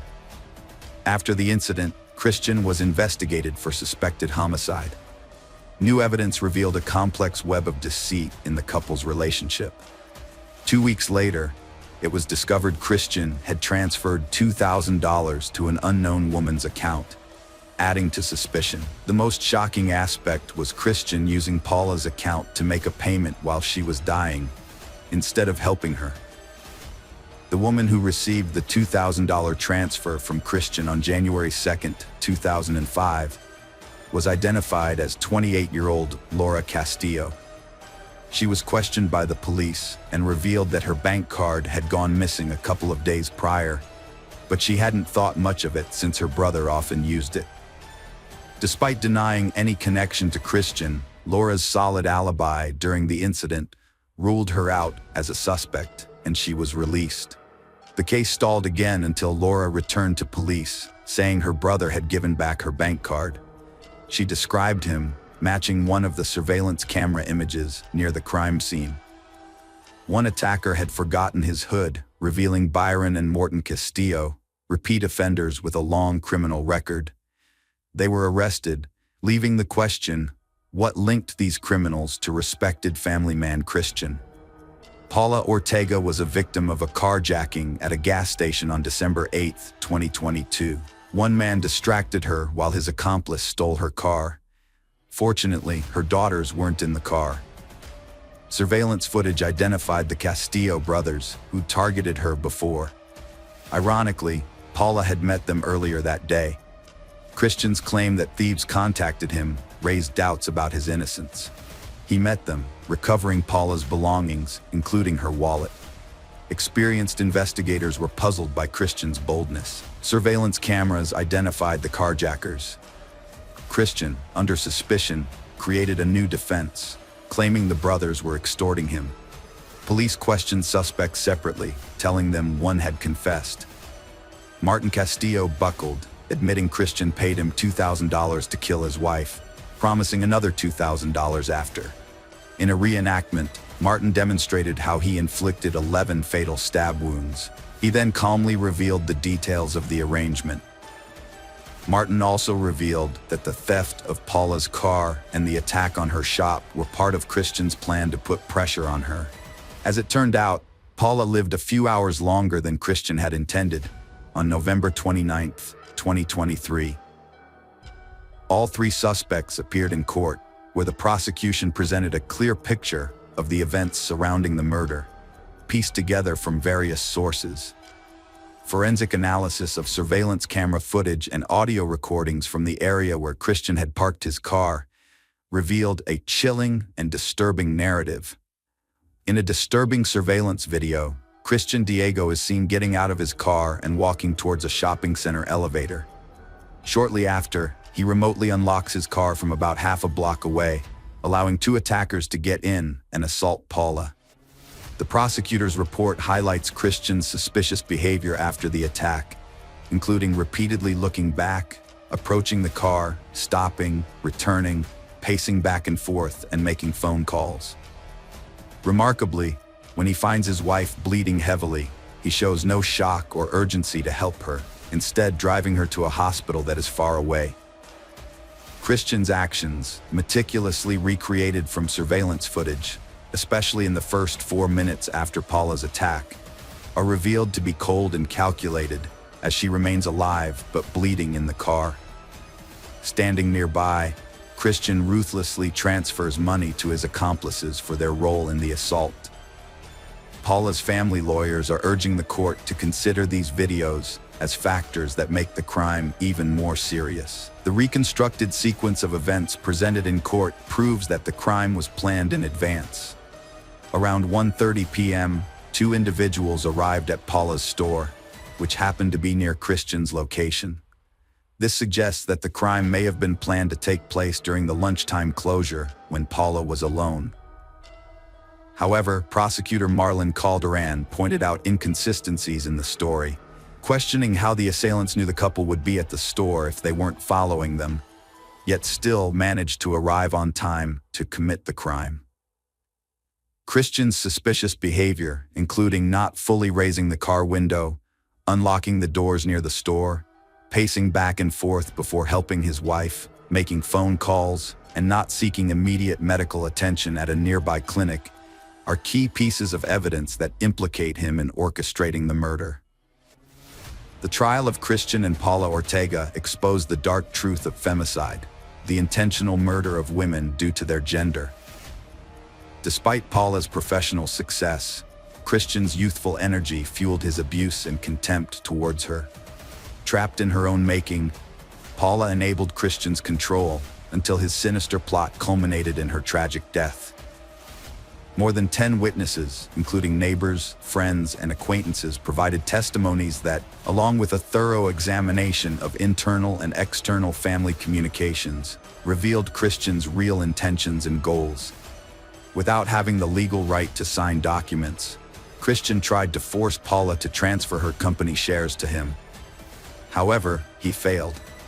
Although Christian did not physically harm Paula, he subjected her to severe psychological abuse, which he cleverly disguised as a perfect family life, as stated in the Prosecutor General's report. Video evidence led to Christian being placed in preventive isolation for being the mastermind behind the crimes. This measure is not the same as being arrested, but rather a strategy to neutralize a threat to society. After this action, Christian planned to flee the country.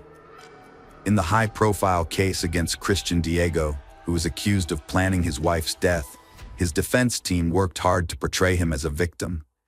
However, they were unable to refute key evidence, including surveillance footage and fake company transfer documents. Desperate to avoid conviction, the defense attempted to portray the accused as mentally unstable, citing incidents of sudden rage. However, multiple psychiatrists evaluated Christian and deemed him competent to stand trial. As the situation grew dire, his defense counsel suggested he flee the country, asking if his passport was ready and proposing he buy a ticket to Panama for the next day. But this escape plan failed when Christian's search for Central American flight tickets alerted the authorities. The prosecutor swiftly detained Christian for 8 hours, then charged him and presented the case details to a judge specializing in domestic violence cases.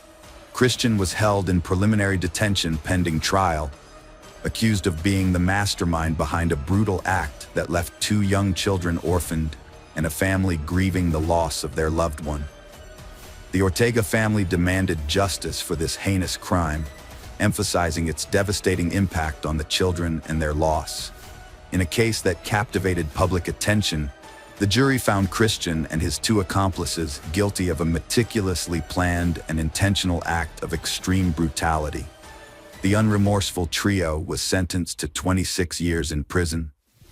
The municipal authorities of Rumiñahui offer their condolences to the family and friends of Paula Alcácer, who tragically passed away. They extend their deepest sympathies to those affected by her loss, an esteemed businesswoman, friend, mother, and wife who made significant contributions to the canton's development and brought prosperity to those around her. Paula's case highlights the disturbing trend of violence against women, as reported by the Latin American Association for Alternative Developments, which revealed a staggering 332 fatalities in 2022 due to gender-based violence. Hello friends, welcome to our channel. Today we're going to take a look at another horrible case with you. The case of Yvonne Baldelli. Yvonne Baldelli was born on June 30th, 1969, in a small town in Southern California. She was the youngest of 3 children born to Marjorie and James Fold, with 2 older siblings, Michael and Michelle. Yvonne was especially close to her sister Michelle from a young age. Tragedy struck when Yvonne was 13, with the loss of her mother after a long illness. Her father James remarried a year later to Lillian, who turned out to be a kind and caring stepmother. Yvonne and her siblings developed a wonderful relationship with Lillian, who treated them as her own. Yvonne pursued a good education and experimented with various career paths, but her true passion lay in fashion design. She dreamed of turning her hobby into a successful business. However, her personal life was marked by misfortune.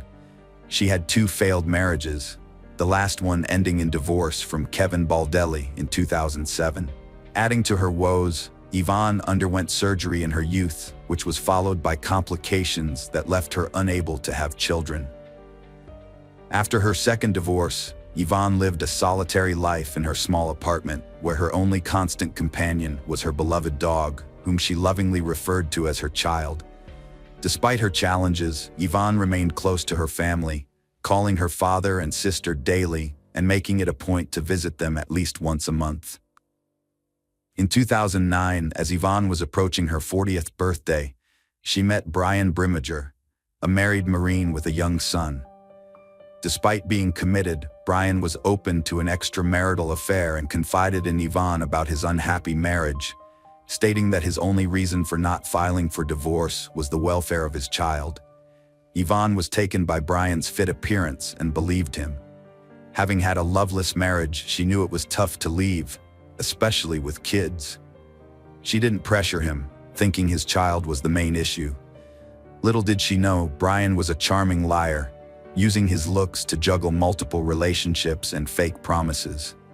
It became clear that Brimmager, who was married, was having an affair with not 1, but 2 women. One of them was Yvonne, and the other was Christine Verhoeven, a beautiful blonde with many influential contacts. Christine worked as an analyst at the White House, When Yvonne found out that her lover, Brian, was cheating on his wife with another woman, she decided to take action. Gathering her courage, she called Brian's wife to inform her that her husband was having an affair, not only with her, but also with another woman. This shocking news sparked a major scandal, forcing Brian to make a difficult decision. In the end, he chose Yvonne, although it's possible that she influenced his decision. A few months later, Brian officially divorced his wife and moved in with Yvonne. At the time, he was still serving in the Marines, but he had been thinking about ending his military career for a while. They seemed genuinely happy, but Yvonne's family remained skeptical of her new partner, questioning the sincerity of his feelings for her.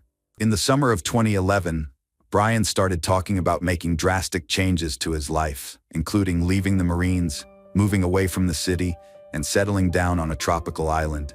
Yvonne shared his vision, supported him in everything, and was ready to follow him wherever he chose to go. She believed she had found the love of her life and adored him. By September, Yvonne decided to move to Panama's Carino Island, a tropical haven. Her dream was to open a boutique, creating custom outfits for tourists. In early September, Yvonne, Brian, and her dog flew to Panama, then took a ferry to Carino Island, renting an oceanfront house. The island's hot and humid climate attracted tourists, especially divers and surfers, year-round.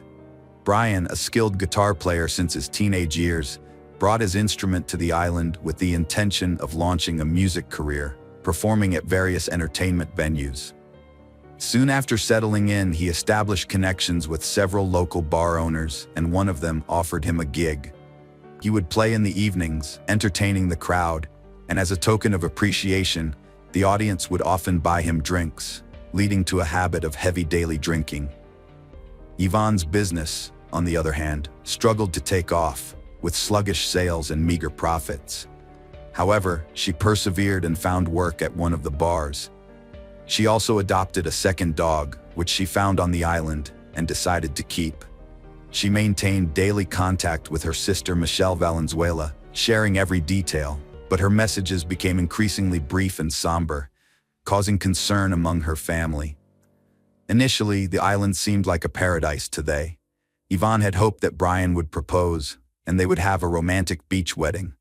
However, as time passed, Brian showed no signs of rushing into marriage. Their relationship quickly began to deteriorate. In early December, Michelle became concerned when she stopped receiving messages from her sister Yvonne.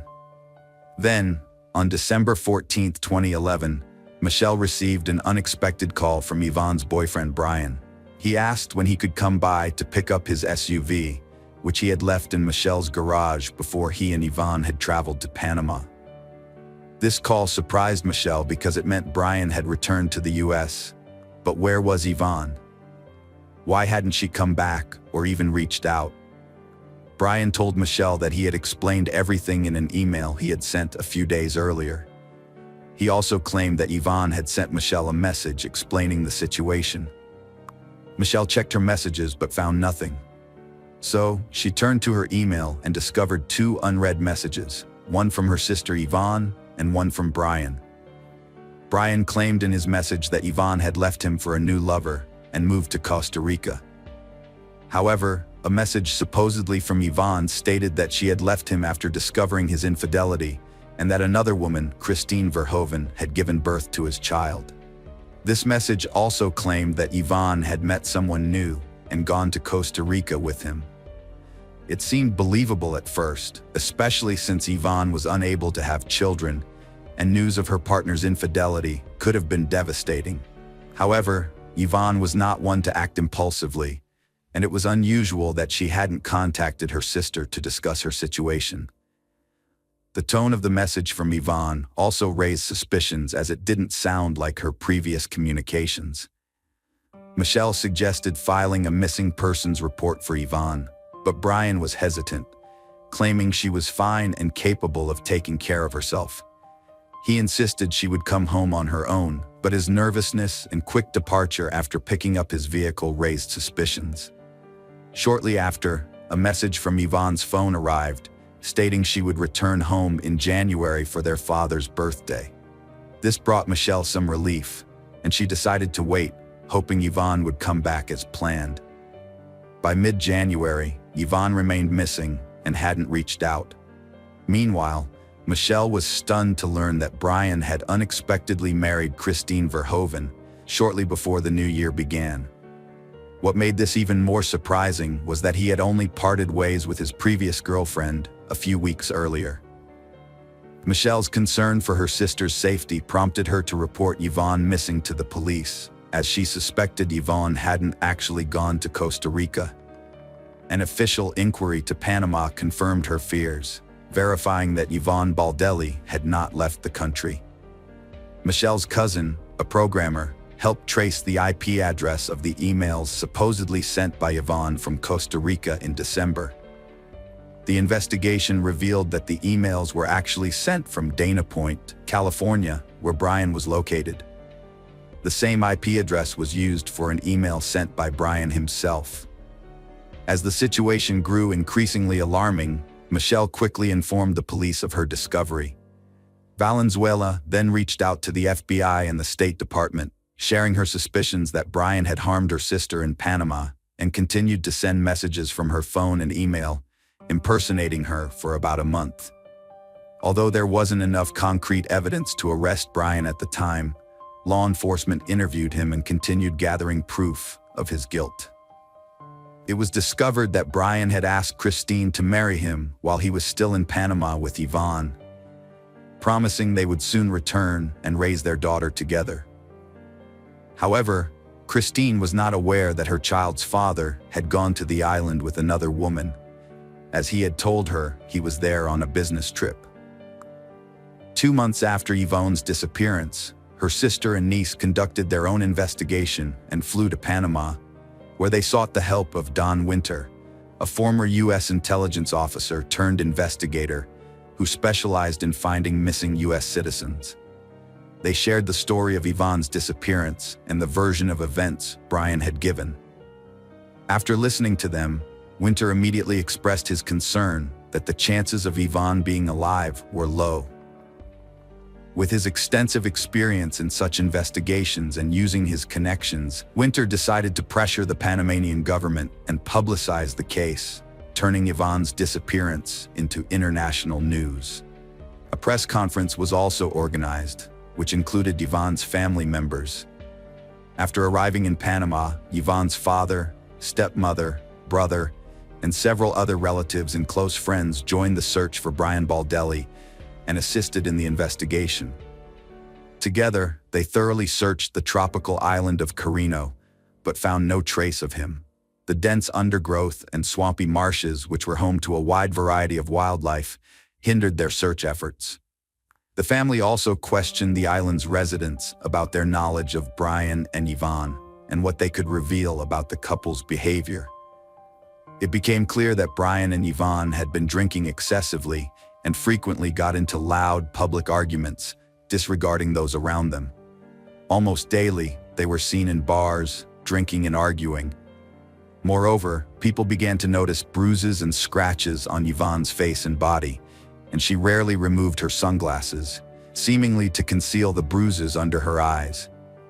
The landlord of the house they rented confirmed that neighbors regularly complained about the noise, screams, and cursing coming from their residents.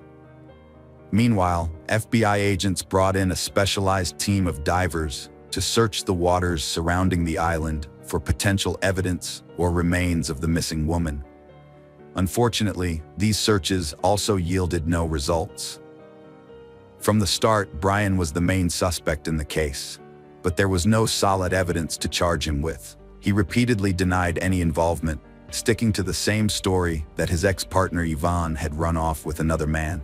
It wasn't until September 21, 2012, that Brian was finally questioned by the police and a search of his home was conducted.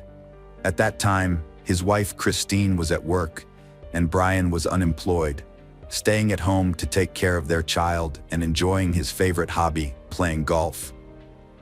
Brian claimed Yvonne left him after discovering his child with another woman, but became anxious when police found Yvonne's laptop on his table. The laptop had messages sent after she supposedly left, including a photo of Yvonne with a bruise and a conversation between Brian and his mistress about their secret affair. The search history showed queries about cleaning bloodstains and removing blood from a mattress.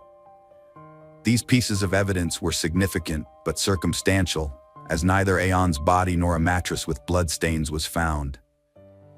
The fact that Brian had been sending messages pretending to be Aon didn't definitively prove his guilt.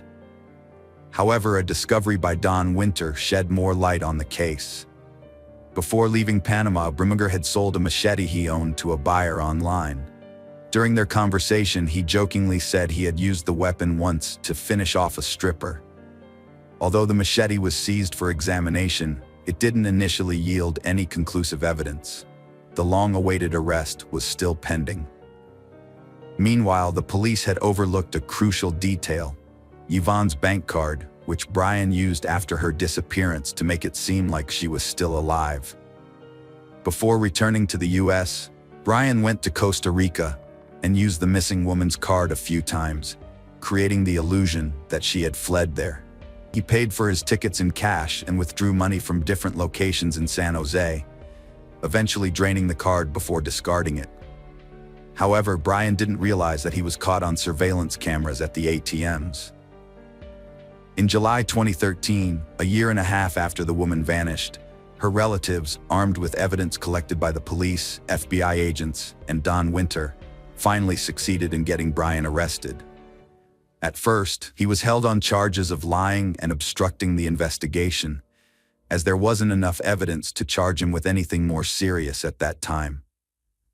By then, Christine had given birth to a second son just a week before his arrest, making Brian a father for the second time.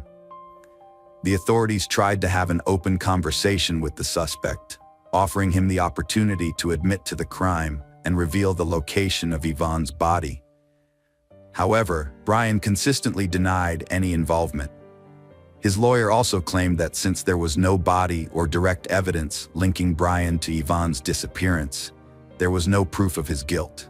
In the swamp on the island of Quinero, a worker stumbled upon a gruesome discovery just 2 months after Brian's arrest. While taking a shortcut through the underbrush, the worker spotted an army backpack partially submerged in the water. Curious about what might be inside, the worker opened the bag, only to be met with horror at the sight of a human skull. The worker immediately notified the police, who responded and took the backpack into custody for further examination. Inside, they found fragments of a human body, as well as the remains of 2 small dogs. The remains had been deliberately dismembered, placed in the bag, and discarded in a remote area, likely intended to never be found. DNA testing later confirmed that the human remains belonged to Yvonne. However, many of her limbs were missing. Further examination by pathologists revealed that Yvonne had suffered a brutal beating before her death, including a broken nose, cheekbone, and several missing teeth. When the unique chop marks on the victim's bones were matched to the machete's blade, it confirmed that the body had been dismembered with this weapon, as each blade has a distinct signature, similar to human fingerprints.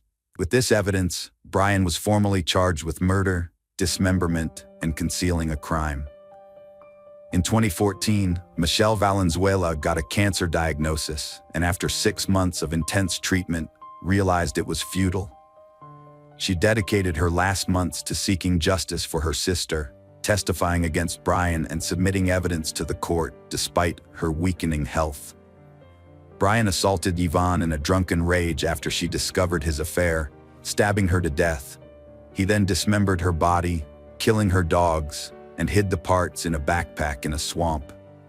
Brian fabricated a story about Yvonne leaving him, gaining sympathy from locals, and even found a new girlfriend. However, during the trial, his girlfriend testified against him, and he was forced to admit his guilt, claiming self-defense despite evidence showing he was fully aware of his actions. In the spring of 2016, Brian was convicted of manslaughter and sentenced to 26 years in prison, with eligibility for parole in 2035. At sentencing, Credit was given for his prior service in the Marines, which spared him from a life sentence. Meanwhile, Brian's wife, Christine Verhoeven, maintained her husband's innocence and pledged to stand by him no matter what.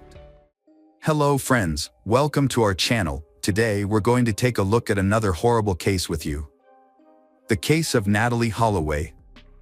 Natalee Holloway was born on October 21, 1986, in Clinton, Mississippi, to Elizabeth and David Edward Holloway. Her parents had a loving relationship that began in their youth, but after 13 years of marriage, they divorced due to the stresses of domestic life. Following the divorce, Natalee and her brother Matthew lived with their mother, who continued to receive emotional and financial support from their father. In 2000, Elizabeth remarried to George Twitty, a businessman from Alabama, and the family moved to Mountain Brook. The transition was seamless, and Natalee and her brother remained close to their father, visiting him regularly during holidays. Natalee's upbringing was deeply influenced by her family's strong Christian values, which emphasized kindness, modesty, and community involvement. As a result, she developed into a compassionate and humble individual who prioritized her studies and extracurricular activities over social events. Despite her popularity, Natalee chose not to attend parties or go on dates, instead focusing on her goals and aspirations. She was an excellent student, a skilled dancer, and an active member of various clubs, with ambitions to pursue a career in medicine and secure a scholarship to a local university. On May 26, 2005, Natalee joined 123 other students and 7 chaperones on a trip to a beautiful Aruba island. The group of 18-year-olds stayed at the Holiday Inn and spent their time relaxing on the beach, swimming, and enjoying the local restaurants and entertainment. They made the most of their trip, dancing into the early hours of the morning. On the night of May 29th to 30th, Natalee was initially acting normally and socializing while sober. However, after consuming a drink given to her by Joran, her behavior changed, indicating that she may have been under the influence of a substance. The staff at Carlos and Charlie's bar had a positive opinion of Natalee, but viewed Joran unfavorably due to his history of poor behavior, gambling, and substance abuse. Joran had a reputation for renting hotel rooms with friends, where they would invite foreign women and secretly record their activities, later uploading the videos online. Natalee Holloway's disappearance began with a frantic phone call from her mother, Elizabeth Twitty. After failing to reach her daughter, Elizabeth contacted one of the trip's chaperones to report her concerns. Elizabeth's instincts told her something was wrong, as Natalee was a responsible and punctual person who always stayed in touch. When Natalee didn't return to the airport with the rest of the group on May 30th, Elizabeth's worst fears were confirmed. Her belongings, including her phone and passport, were still at the hotel, but Natalee was nowhere to be found. Elizabeth and her husband quickly flew to Aruba to search for their missing daughter. When Elizabeth arrived in Aruba, she discovered more about Natalee's disappearance than the police had. Unfortunately, the authorities didn't seem to be in a hurry to investigate and initially disregarded Elizabeth's concerns. This type of case isn't unusual in Aruba, and the police appeared to be taking it lightly. They implied that it was common for tourists to miss their flights or lose track of their group, and that Natalee was probably just having fun, drinking, or socializing with new people. Natalee's last known whereabouts were on May 30th at around 1:30 a.m., when she left a bar with a man named Van der Sloot. They got into a car with 2 other young men, and that's the last time she was seen. Natalee and her friends had been spending time at the notorious Carlos and Charlie's nightclub and casino. On one of those nights, she met a 17-year-old local named Joran, who offered to buy her a drink. He then invited her to visit a lighthouse and see sharks in the area. As they left the club, a silver Honda car driven by the Deepak Kalpoe brothers was waiting for them. Elizabeth contacted the police for a second time 4 hours later, and this time she shared some concerning information. As a result, the 3 individuals were detained. Van der Sloot initially claimed he didn't know Natalie, but eventually admitted he had left the bar with her. According to him, they spent some time driving around, stopped by the beach, and later dropped Natalie off near her hotel. Deepak Kalpoe brothers, 18, and the 21-year-old, confirmed Van der Sloot's story. It's worth noting that the three were questioned together by the police, an approach that seems questionable from a law enforcement perspective. Later on, they altered their statements multiple times. Despite his questionable behavior, Joran was never held accountable for his actions. None of the charges against him went to court. It was later discovered that Joran's father, Paulus van der Sloot, was a well-known lawyer who was seeking a judgeship. Apparently, corruption was prevalent in Aruba, allowing individuals like Joran to avoid accountability for their actions. As the investigation continued, David Holloway, Natalie's father, arrived in Aruba and joined the search efforts, which were led by his ex-wife and journalists. As public pressure mounted, it was discovered that the hotel's surveillance cameras did not capture the suspect's car, and there was no footage of Natalie entering the building on May 30th. This revelation contradicted the statements of Joran and the Kalpoe brothers, who were subsequently called in for questioning again. During this second round of questioning, one of the Kalpoe brothers unexpectedly changed his story, claiming that he had dropped Natalie off at a location before reaching the hotel, which was not covered by surveillance cameras. He also added that he had seen a figure in black approaching Natalie, who was later revealed to be one of the hotel's security guards. On June 5th, investigators took into custody the hotel security staff who were working the night Natalie disappeared. 4 days later, on June 9th, detectives arrested 3 people, including 2 of the Kalpoe brothers, due to suspicious circumstances. While in jail, one of the security guards learned something important from the Kalpoe brothers. Satish admitted that he and his brother Deepak had lied to protect their friend Joran. In reality, they had left Joran alone with Natalie on the beach and had gone their separate ways. The security guards were released on June 13th. A few days later, on June 17th, police detained Steve Gregory Cruz, a DJ who had worked on yacht parties, because they suspected he might be involved in Natalie's disappearance. On June 22nd, Paulus van der Sloot, Joran's father, was questioned and detained by police, but he was released on June 26th along with Steve Cruz because there was not enough evidence. Joran later changed his story again, this time blaming the Kalpoe brothers for Natalie's disappearance. He claimed that he had said goodbye to Natalie near his home and that she had left with the brothers. However, his new story was not believable. The Kalpoe brothers' lawyer responded to Joran's accusations. After a short trial on July 4th, the Kalpoe brothers were released from custody. At the same time, Joran's time in custody was extended by 2 more months. Despite the growing evidence, the police seemed to be ignoring Joran's possible involvement in Natalie's disappearance. Joran van der Sloot was born on August 6, 1987, in Arnhem, Netherlands, to Paulus van der Sloot, a lawyer, and Anita van der Sloot-Hugen, an art teacher. He was one of 3 brothers in a large family that moved to Aruba in 1990. Joran grew up on the island, where he attended the International School of Aruba and excelled academically. He also developed a passion for sports, particularly soccer and tennis, and showed promise in these areas. Joran's family life was complicated. As a child, he was closer to his father, but his relationship with his mother was strained. Anita considered Joran dishonest and struggled to instill good values in him. She remembered him as a rebellious child who frequently ran away from home. As Joran entered adulthood, he began to associate with a questionable crowd and developed a taste for gambling. Despite this, he presented himself as confident and fearless to his friends, which initially impressed many people. However, locals were wary of Joran, sensing that his permissive behavior would eventually lead to trouble. Joran was popular with girls, but he often took advantage of them. Overall, People had mixed opinions about Joran, with some being drawn to his charismatic personality and others being put off by his questionable behavior. As the investigation into the suspects continued, the search for Natalee Holloway remained ongoing.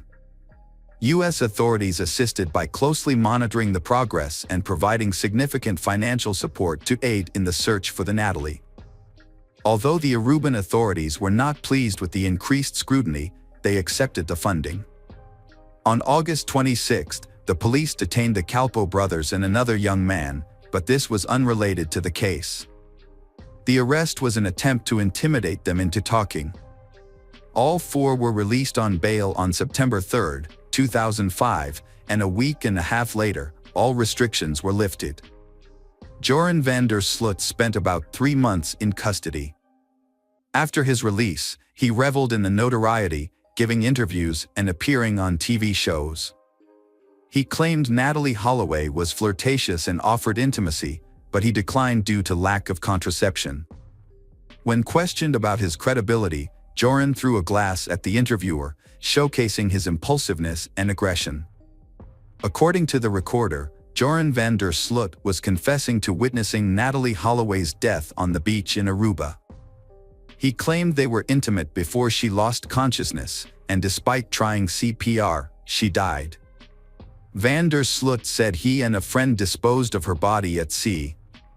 Despite the damning recording, Van der Sloot again avoided consequences, quickly denying his statement after it aired. In his 2007 book, The Case of Natalee Holloway, My Own Account, Van der Sloot maintained his innocence, apologizing to Natalee's family and providing his account of events, despite ceasing search efforts by authorities. In 2008, 2 new witnesses came forward in the case. One reported seeing Joran and his father on the beach near the Holiday Inn on May 30, 2005, around 4 a.m. Joran appeared disheveled and shirtless. The witness saw them arguing in a car before driving away. However, Paulus had an alibi for the night of Natalee's disappearance. Joran's former girlfriend also came forward, recalling a comment he made about easily disposing of a body. However, Joran was known for lying and exaggerating. Despite these developments, Joran and the Kalpoe brothers were detained and released multiple times. The Holloway family hired a private investigator, Tim Miller, who searched the landfill and discovered oversights by the island's police, including failure to interview Natalee's classmates or hotel room neighbors. Natalee's electronic room key was used several times on the night of her disappearance, and she left behind her rare and expensive mobile phone. A male DNA was found on her toothbrush. The investigation's flaws were exposed. After his father's death, Joran contacted the Holloway family, offering to reveal the truth about Natalee's disappearance for a $250,000 reward. He claimed he wanted to clear his conscience, but was actually blackmailing them. The Holloways, desperate for answers, paid Joran $25,000 to meet with their lawyer, John Kelly, in Aruba. Joran provided a new account of events, claiming Natalee resisted his sexual assault, struggled, and hit her head on a rock after he pushed her. He then buried her body in a building foundation. Elizabeth Twitty followed up on Joran's claims by contacting the police. However, verifying his story was simple, and it quickly became apparent that the house he pointed to had been built long before Natalee's disappearance. As a result, the police concluded that his testimony was insufficient to warrant an arrest. It was widely believed that Joran had fabricated another lie to obtain money, and after receiving the funds, he fled to Peru. In another case, on June 1, 2010, the body of 21-year-old Stephanie Tatiana Flores Ramirez was found in a hotel room in Lima, Peru. She had suffered severe injuries and died from a neck fracture. The case drew significant media attention due to the victim's father being a well-known businessman and former Formula One driver. Surveillance footage quickly identified the perpetrator. Surprisingly, the perpetrator was Joran van der Sloot. He was arrested and taken into custody. He claimed to have met Stephanie at the Atlantic City Casino on May 30th, where they played poker together. They then decided to continue their time in his hotel room, where they gambled at an online casino. Stephanie discovered disturbing information on Joran's laptop while he was in the bathroom. She learned that he was a suspect in the disappearance of Natalee Holloway, which frightened her and made her want to leave. However, Joran caught her and became enraged when he realized what she had found. He physically attacked her until he was certain she was dead. After the attack, Joran showered and left the scene, instructing the staff not to disturb Stephanie, falsely claiming she was sleeping. Her body was found 3 days later, on June 3rd. Joran was caught on June 4th while trying to flee to Chile and subsequently confessed to the crime. The news of the murder shocked the U.S., especially given that it occurred exactly 5 years after Natalee Holloway's disappearance. Elizabeth Twitty, Natalee's mother, was moved by the news, saying that justice had finally been served, but at a terrible cost. On January 11, 2012, Joran van der Sloot was sentenced to 28 years in prison for Stephanie's murder and ordered to pay the Ramirez family $75,000 in compensation. Joran was first imprisoned at Pedras Gordas, but was later moved to Chalip Pala in 2014. During his incarceration, he married a Peruvian woman he met in 2010 while she was visiting another inmate. She believed that Joran had genuinely changed and become a better person, describing him as attentive and gentle during their time together. However, this proved to be a facade, as Joran was actually using her for his own benefit and showed no remorse for his past actions. Meanwhile, Natalee Holloway's family was seeking closure. In June 2011, her father, David Holloway, filed a petition in an Alabama court to have Natalee declared legally deceased. Natalee's mother opposed this move, holding on to the hope that Joran would eventually confess to the crime and face trial. After 2 hearings, Judge Alan King ruled in favor of the declaration, stating that all necessary requirements had been met. On January 12, 2012, the court officially declared Natalee deceased. On June 8, 2023, van der Sloot was extradited to the United States and taken to the Hoover City Jail in Alabama.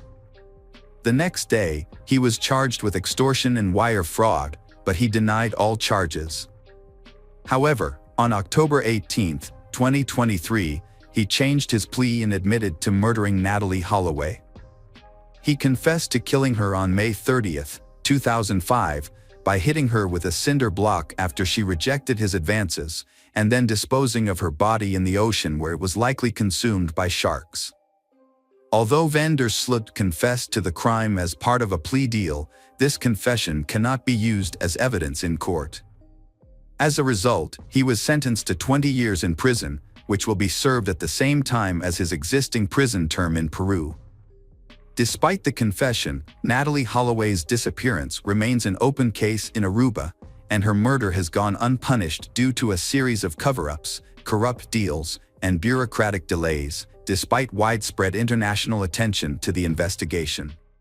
Hello friends, welcome to our channel. Today we're going to take a look at another horrible case with you. The case of Lily James. Lily was born in the coastal town of Saintsue, New South Wales, Australia in May 2002. She was the first child of the close-knit James family and was especially loved by her maternal grandmother, Barbara. Growing up, Lily spent much of her time by the ocean with her younger brother Max, where she developed a passion for swimming and an active lifestyle. Her father, a water polo coach at an Anglican girls' school in Hustville, encouraged her interest in the sport. Those who knew Lily remembered her as a friendly and outgoing person who excelled in her studies and was always willing to help those in need.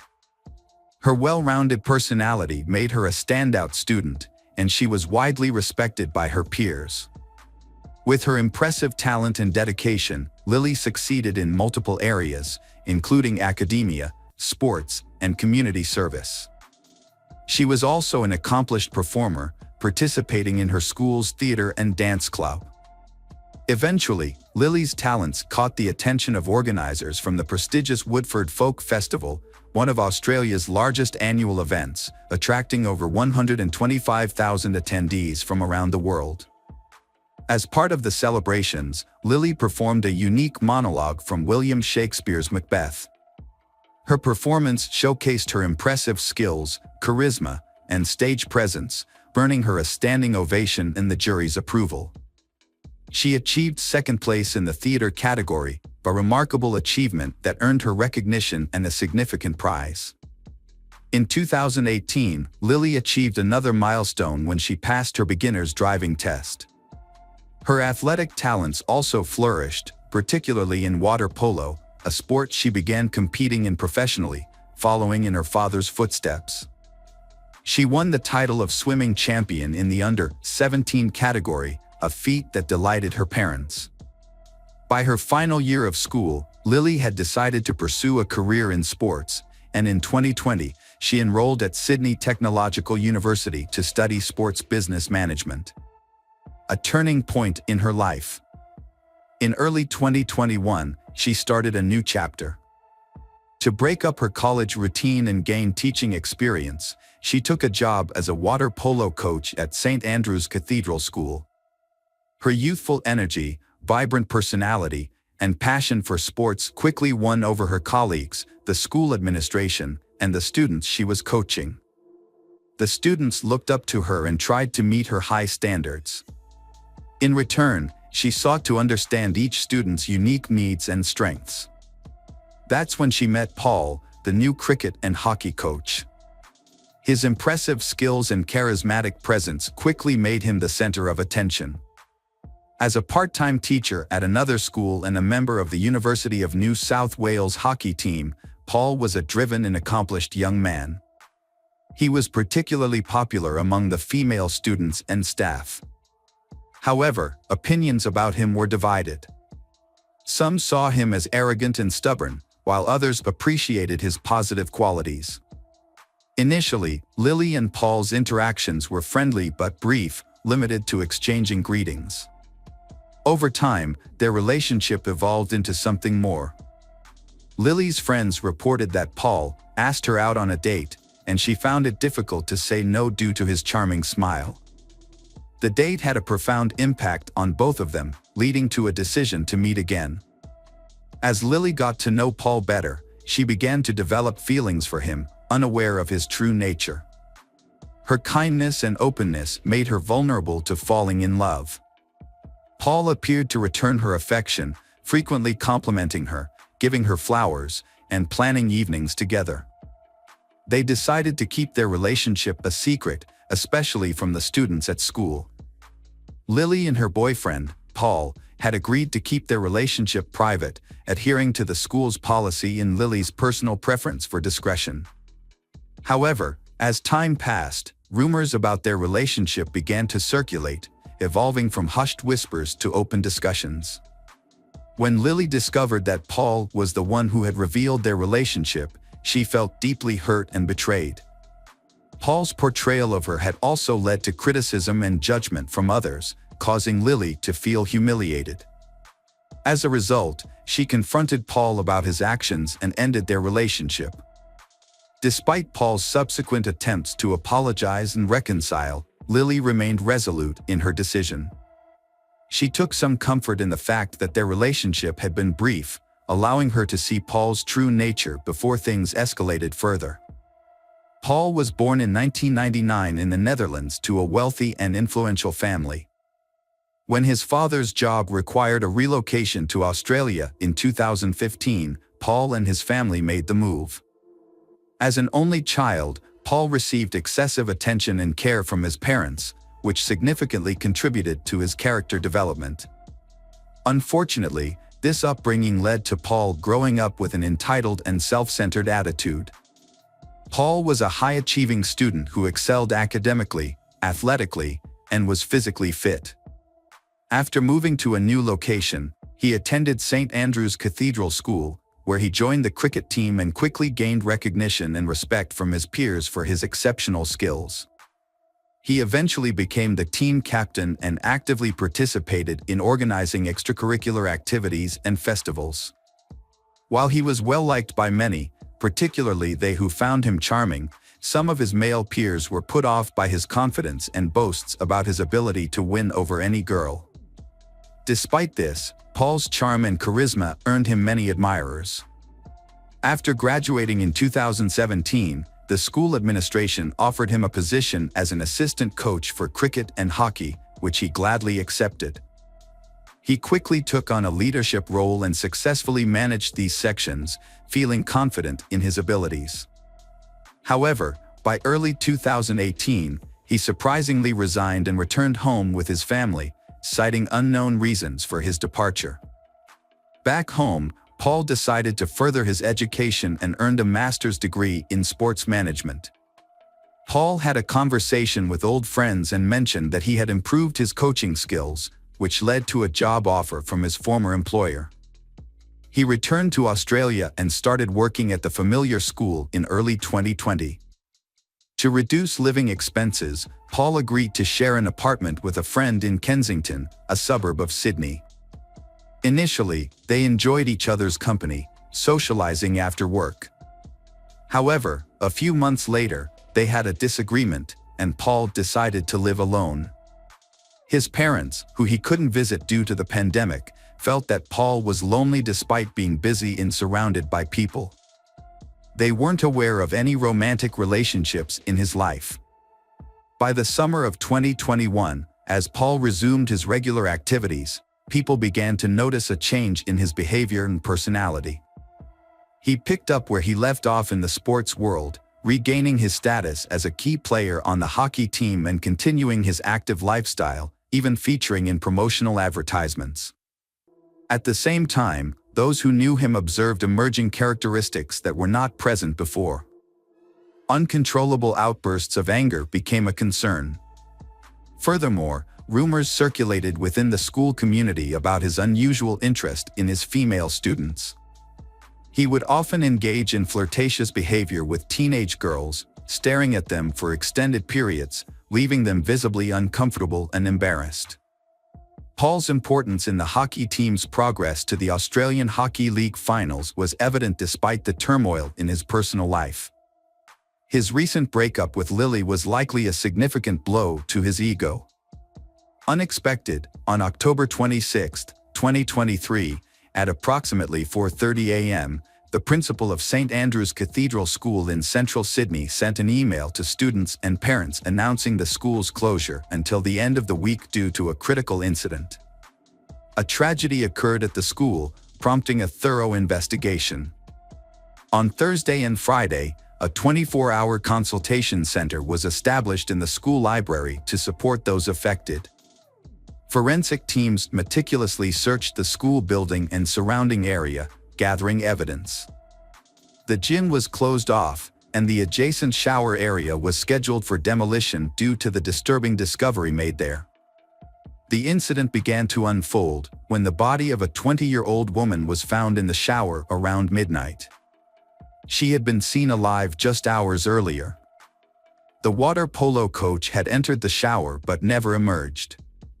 Surveillance footage revealed that someone had followed her around 8 p.m., but the pursuer left the area alone, heading towards the school exit. A family member was later asked to identify the body due to severe facial damage. The victim was identified as Lily James. As the police delved deeper into the case, surveillance footage played a crucial role, and the prime suspect, a young man, was caught on camera multiple times. Investigations were launched into Paul and Lily's cell phone records, helping police track the suspect's last known location using GPS. They also sought to recover the victim's phone, hoping to uncover evidence through text messages that could shed light on the events leading up to the crime. After successfully locating the devices, the police reconstructed the sequence of events, revealing that Paul had purchased a hammer from a hardware store just days before the crime. It seemed he was consumed by anger toward the victim and had planned a confrontation. On the morning of October 25, Lily followed her routine, attending the university and then heading to her job in the afternoon. Unbeknownst to her, her ex-boyfriend had other plans. Paul rented a silver Lexus and drove to the school, avoiding the building since he had no classes scheduled. He waited in the car, patiently biding his time. Once the students cleared out, he walked into the gym, concealing a hammer under his jacket to avoid drawing attention. From this vantage point, Paul observed Lily's movements, lying in wait for the perfect moment to strike. When Lily finished her training session and decided to take a shower, Paul saw his chance and followed her. An argument erupted, and in the heat of the moment, Paul attacked Lily, striking her head with the hammer. According to the pathologists, the impact was fatal, and Lily died instantly, without suffering. After waiting for an hour, Paul collected Lily's belongings and left the building. He then drove to Diamond Bay, where he disposed of the weapon in a trash can. Security cameras captured footage of him at the reserve at 8:47 p.m. His last known location, as tracked by investigators, was the Gap, a cliff in the eastern Sydney suburb of Vaucluse. As the community was still reeling from the initial tragedy, another shocking event occurred. On October 27th, at 8 a.m., shopkeepers at Diamond Bay Reserve in Sydney's eastern suburbs made a disturbing discovery. A man's body was found just 11 miles away from the site of the first crime.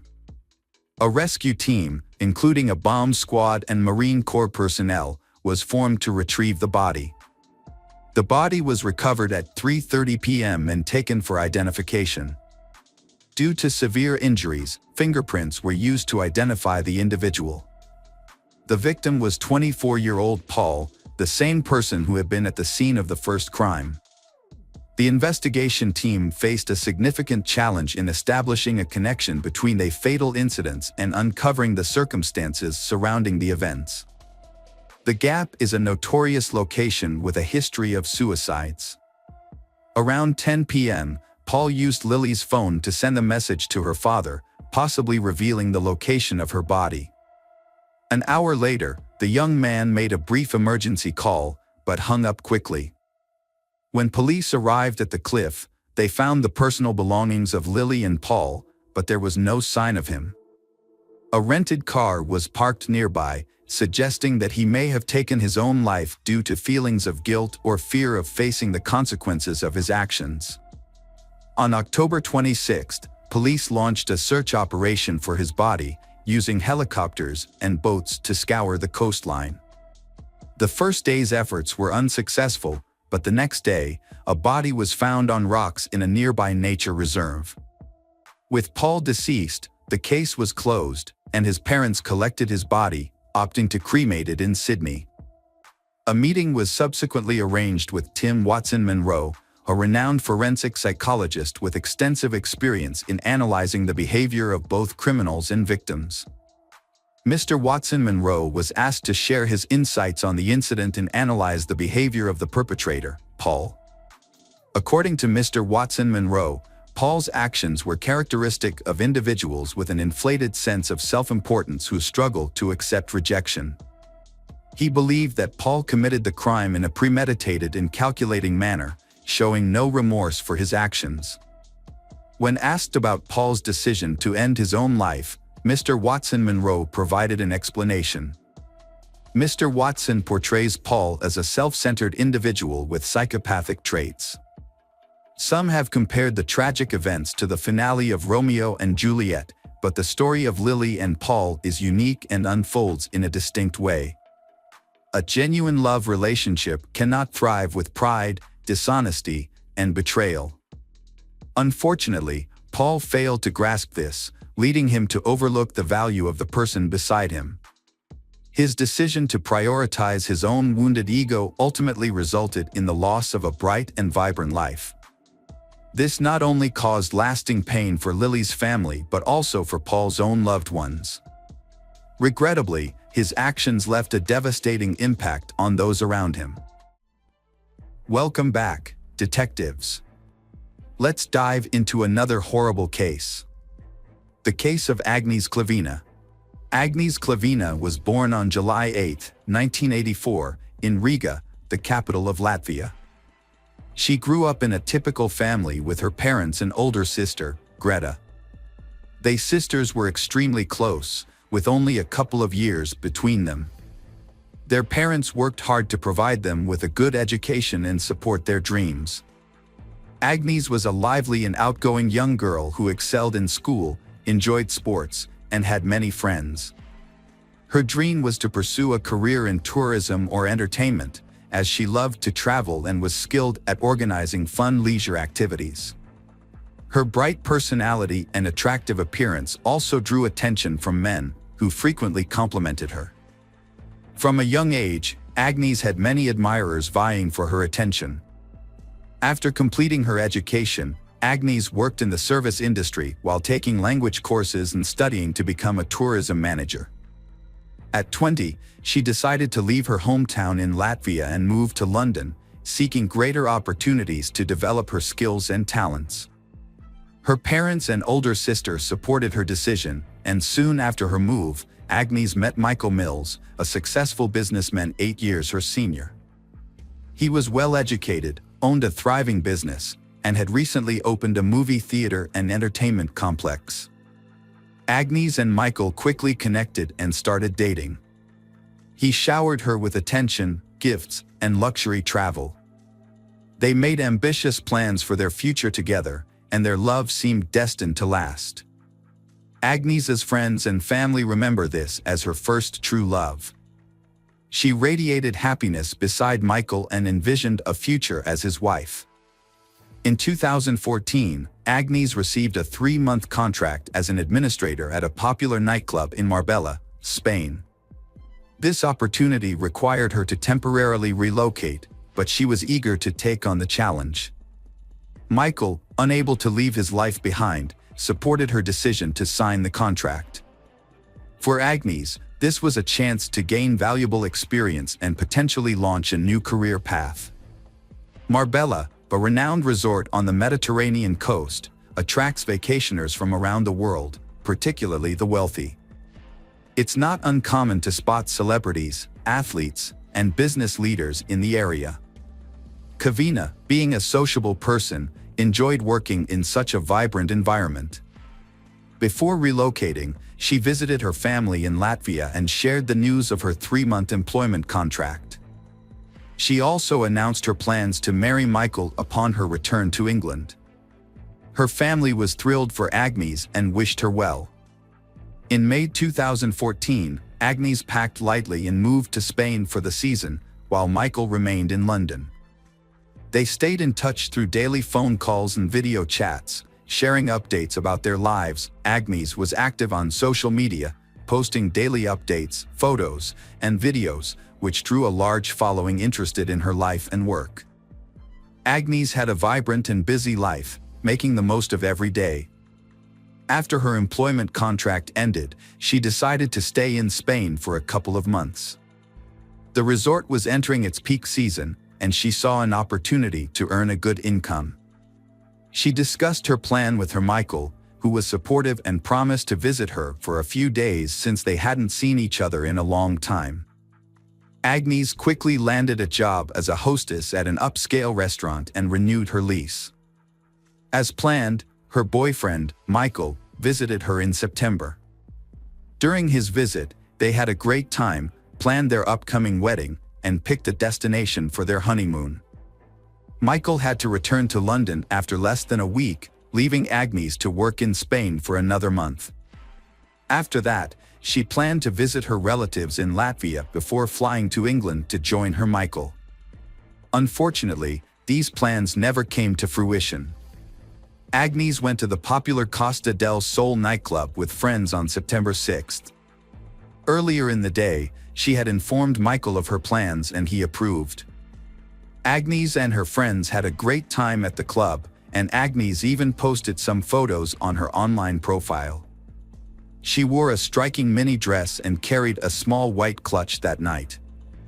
As the night wore on and her friends prepared to leave, Agnes decided to stay a bit longer and then take a taxi home.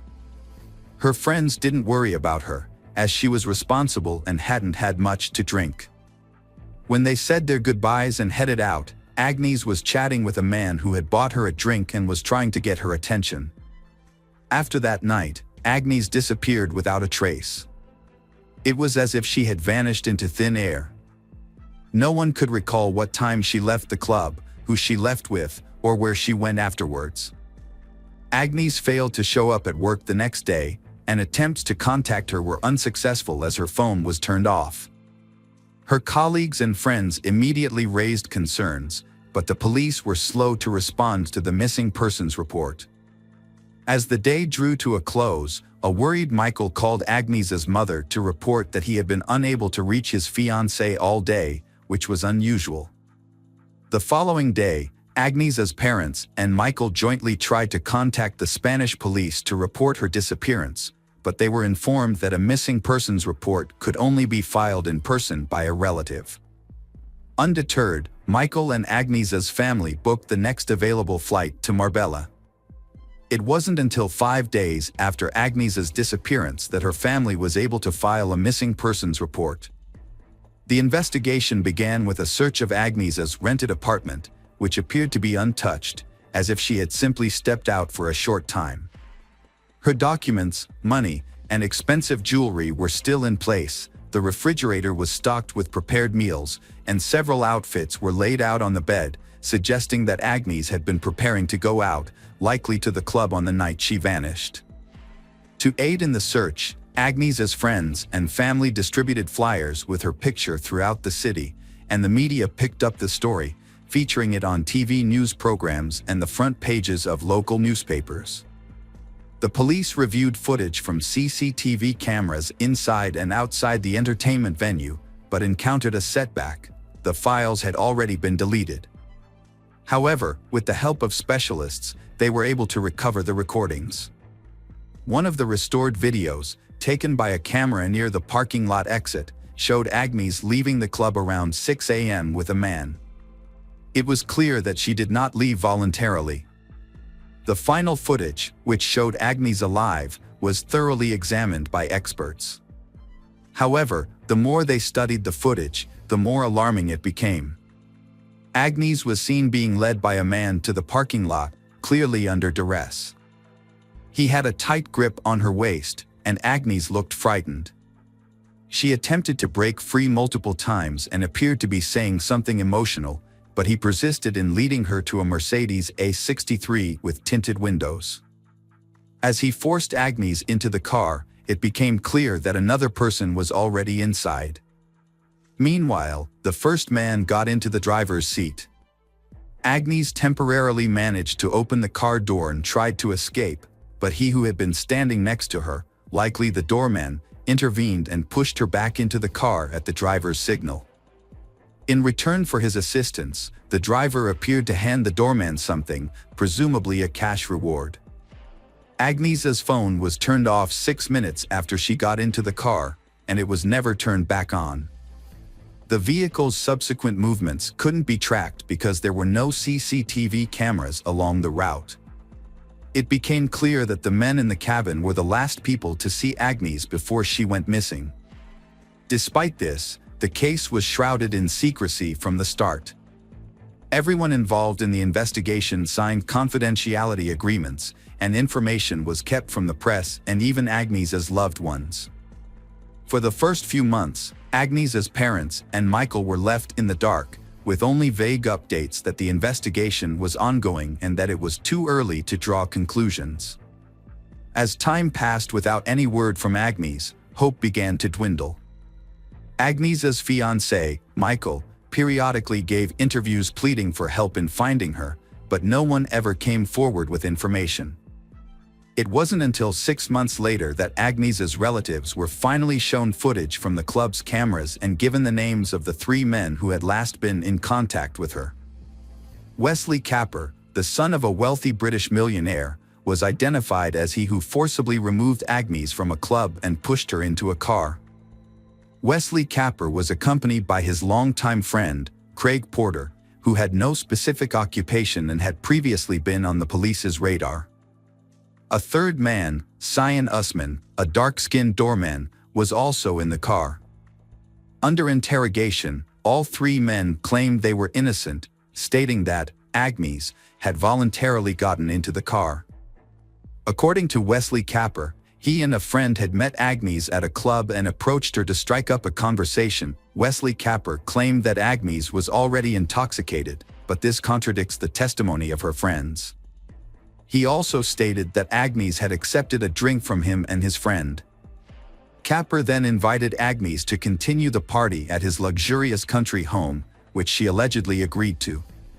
However, Wesley Capper claims that Agnes changed her mind once they were in the car and asked to be dropped off in the middle of the road, stating that she would take a cab home. Wesley Capper claimed that he dropped Agnes off at her requested location, which was an unlit stretch of road with no CCTV cameras. Craig Porter couldn't confirm or deny Wesley Capper's statement about Agnes's presence in their car. According to Porter's own admission, he was also extremely drunk and didn't know how or when Agnes got into the vehicle. He fell asleep shortly after leaving the parking lot and only woke up to find Agnes was no longer in the car. The doorman, Sean Usman, confirmed that Agnes was intoxicated, but he couldn't say if she voluntarily got into the car. However, he did say that when the car moved, Agnes opened the door and nearly fell out. The driver then asked him to close the door, for which he received a large tip. When questioned, Sean Usman said he didn't think Agnes's attempt to get out of the car was an escape attempt. In his opinion, she might have accidentally opened the door due to her intoxication. He also noted that Agnes didn't scream or ask for help during the incident. The security footage clearly shows Wesley Capper forcibly leading Agnes to the car, holding her by the waist and wrist. However, Wesley's defense is that Agnes was dizzy and he was only holding her to prevent her from falling. Later in the investigation, another unsettling video came to light, shot in the south of Spain, specifically at the Porta de la Dua in the Seu Grande Marina. The footage was of the luxury yacht belonging to John Capper, a millionaire and the father of one of the suspects. Dated September 10th, just 4 days after Agnes went missing, it showed Wesley Capper and 2 other men boarding the yacht. Notably, they carried a heavy suitcase and what appeared to be a rolled-up carpet. However, when questioned about this footage, Wesley Capper explained that he and his friends had traveled to the yacht simply to have a good time. He claimed the suitcase was packed with their belongings and what seemed to be a carpet was actually bedding. Wesley Capper failed to account for where everything had gone, considering none of these items were seen upon their return. The investigators meticulously searched the yacht and the automobile, only to find nothing of consequence because both vehicles had been thoroughly cleaned, thus destroying any possible DNA evidence. Interestingly, during this exhaustive search, a blonde hair was found in a car trunk, although determining its origin was not feasible as the hair itself had strangely disappeared over the course of the investigation, marking another puzzle within this intriguing case.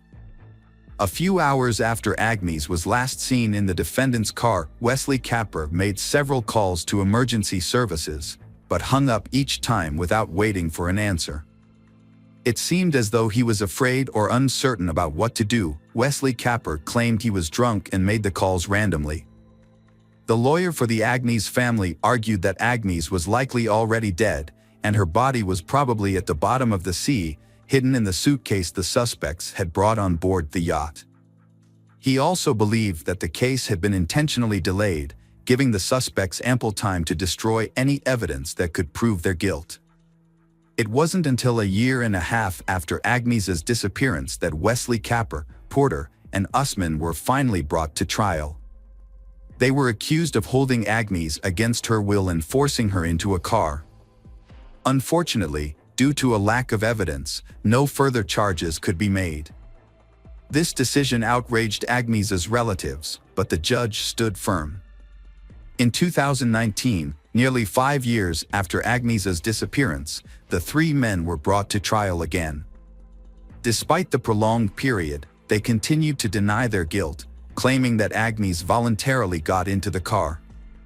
The prosecutor argued that the doorman should be considered an accomplice for helping the defendants drive the victim away. The doorman, Usman, could have faced a 5-year prison sentence. Instead, he defended himself, stating that he was a suspect due to his skin color and lack of access to a good lawyer. He claimed that he sent all his earnings to a starving family in Africa. Wesley Capper and lawyers argued that their clients were only guilty of persuading Agnes to get into the car, not forcing her. They believed that Agnes was dropped off on the road as requested, but was possibly kidnapped and killed by someone else while waiting for a cab. The judge's verdict was met with surprise and anger from Agnes's relatives, as none of the defendants received any punishment. Usman was acquitted of all charges. Wesley Capper was given a 2-year sentence for taking advantage of Agnes's intoxication to coax her into his car, and Porter received a 6-month sentence for aiding Wesley Capper's actions. However, they received suspended sentences and did not serve any time in prison. Instead, they paid Agnes's family £101,000 in compensation. Agnes's family was unhappy with the outcome and decided to appeal. It later came to light that the defendants had both committed further offenses while awaiting the court's decision. Wesley Capper, who was intoxicated by alcohol and drugs at the time, hit and killed a woman with his vehicle and then fled the scene. Meanwhile, Porter and a friend, who were also intoxicated, stole a car after violently assaulting its owner. Wesley Capper received a surprisingly lenient sentence of probation for his serious crime, thanks to his lawyer's skilled defense. As part of his sentence, he paid a substantial amount of compensation to the family of she he had killed in a car accident. In contrast, Porter was not as fortunate and was sent to jail, although the exact length of his sentence is not publicly known. Nearly 7 years after Agnes's disappearance, the prime suspect in her case finally faced consequences. However, it wasn't the law that caught up with Wesley Capper, but his own destructive lifestyle. Years of substance abuse took a serious toll on his health. During the -19 pandemic, Capper was hospitalized, and after beginning to recover from the illness, he suffered a stroke. He passed away on July 26, 2021, at the age of 44. At that time, Agnes's parents appealed to the court again, but unfortunately, the suspect had since passed away and could no longer face prosecution. Despite this development, the case was still before the Supreme Court, although a new turn of events would arise 9 years later, long after Agnes's fate had been presumed, her body never found, alive or dead. Following this, her parents, sister Michael, and their lawyer converged on a plausible theory. It suggested that the perpetrators had likely disposed of Agnes's body in a suitcase that was secretly boarded on a yacht, eventually dropped in a distant, undisclosed part of the open ocean. In mid-June, a gardener at the exclusive Lida Golf Club in the Costa del Sol region discovered a mysterious object near the coast while cleaning the area. Upon closer inspection, the object turned out to be an old, badly damaged suitcase. The gardener did not attempt to open it and instead called the police. When law enforcement officers opened the suitcase, they found human remains inside. Further examination revealed that the remains belonged to she, approximately 25 to 35 years old at the time of her death. It was also determined that the suitcase had been submerged in water for around 10 years before washing up on the shore. Based on these findings, the police hypothesized that the remains might belong to Agnes, a woman who had gone missing 9 years ago. To confirm this theory, investigators are conducting DNA tests to compare Agnes's DNA with the remains found in the suitcase. Welcome back, detectives. Let's dive into another horrible case, the case of Brett Ryan. Brett Ryan grew up in Canada, in a large family with his parents, Bill and Susan. Bill works at the Toronto Star Daily newspaper and spends time on his many interests, including sports, yoga, and psychology, which help balance family life. In addition, his wife, Susan, is able to manage the household, take care of the children, and keep their Toronto home clean. Passers-by often stop to admire the family's beautiful and blooming garden. Although Susan loved her sons equally, but Brett seemed to be less criticized because he was generally well-behaved. Brett was very clever at getting out of difficult situations, which gave the impression that he was a good boy, although this was not always the case. Brett was extremely popular in school, with everyone wanting to be his friend or at least be able to greet him by name, just like his older brothers. After high school, Brett attended university, driven by a desire to surpass his brother's achievements. To earn extra money, he placed an ad in the local newspaper, offering to paint houses and fences for Toronto residents. At first, his business was quite successful and Brett felt proud, especially with his first income. His mother, Susan, was thrilled and often cited him as a role model for others. However, things took a turn when Brett dropped out of college to focus full-time on his paint business. Without a degree, he had to work full-time as a paint salesman, which deprived him of formal education and exposed him to paint fumes on a regular basis. For a while, Brett felt confident and superior to his brothers, but this soon changed.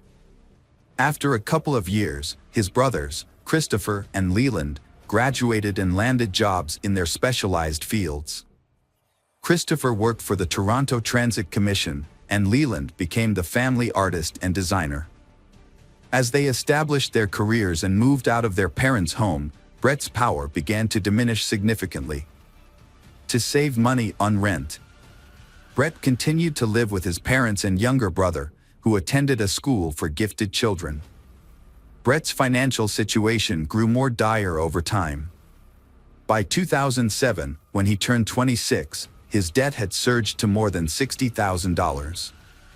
This burden led to depression, but despite his inner turmoil, Brett maintained a cheerful exterior, always willing to lend a helping hand and participate in volunteer work. His friends and acquaintances were unaware of the immense emotional pain he was hiding. Brett faced a severe situation on October 28, 2007. With winter approaching, he had no orders. Left with no other choice, Brett wore his oldest clothes, including a hat, a long sweater his brother had given him and a long scarf his mother had knitted. It was the first time he had worn the scarf, but it was finally coming in handy. He wrapped it around his face, leaving only a narrow slit for his eyes, and headed for the bank that was on the outskirts of his neighborhood. Brett stood in line at the bank, holding a thick folder and favoring his right foot as he waited his turn. When the bank employee called him forward, he approached her and spoke in a hushed tone. He calmly informed her that he had a gun and urged her to remove all the cash from the register and hand it over to him. He warned her that if she didn't comply, he would start shooting, and she would be the first person he would harm. She, with trembling hands, handed him all the cash from the register.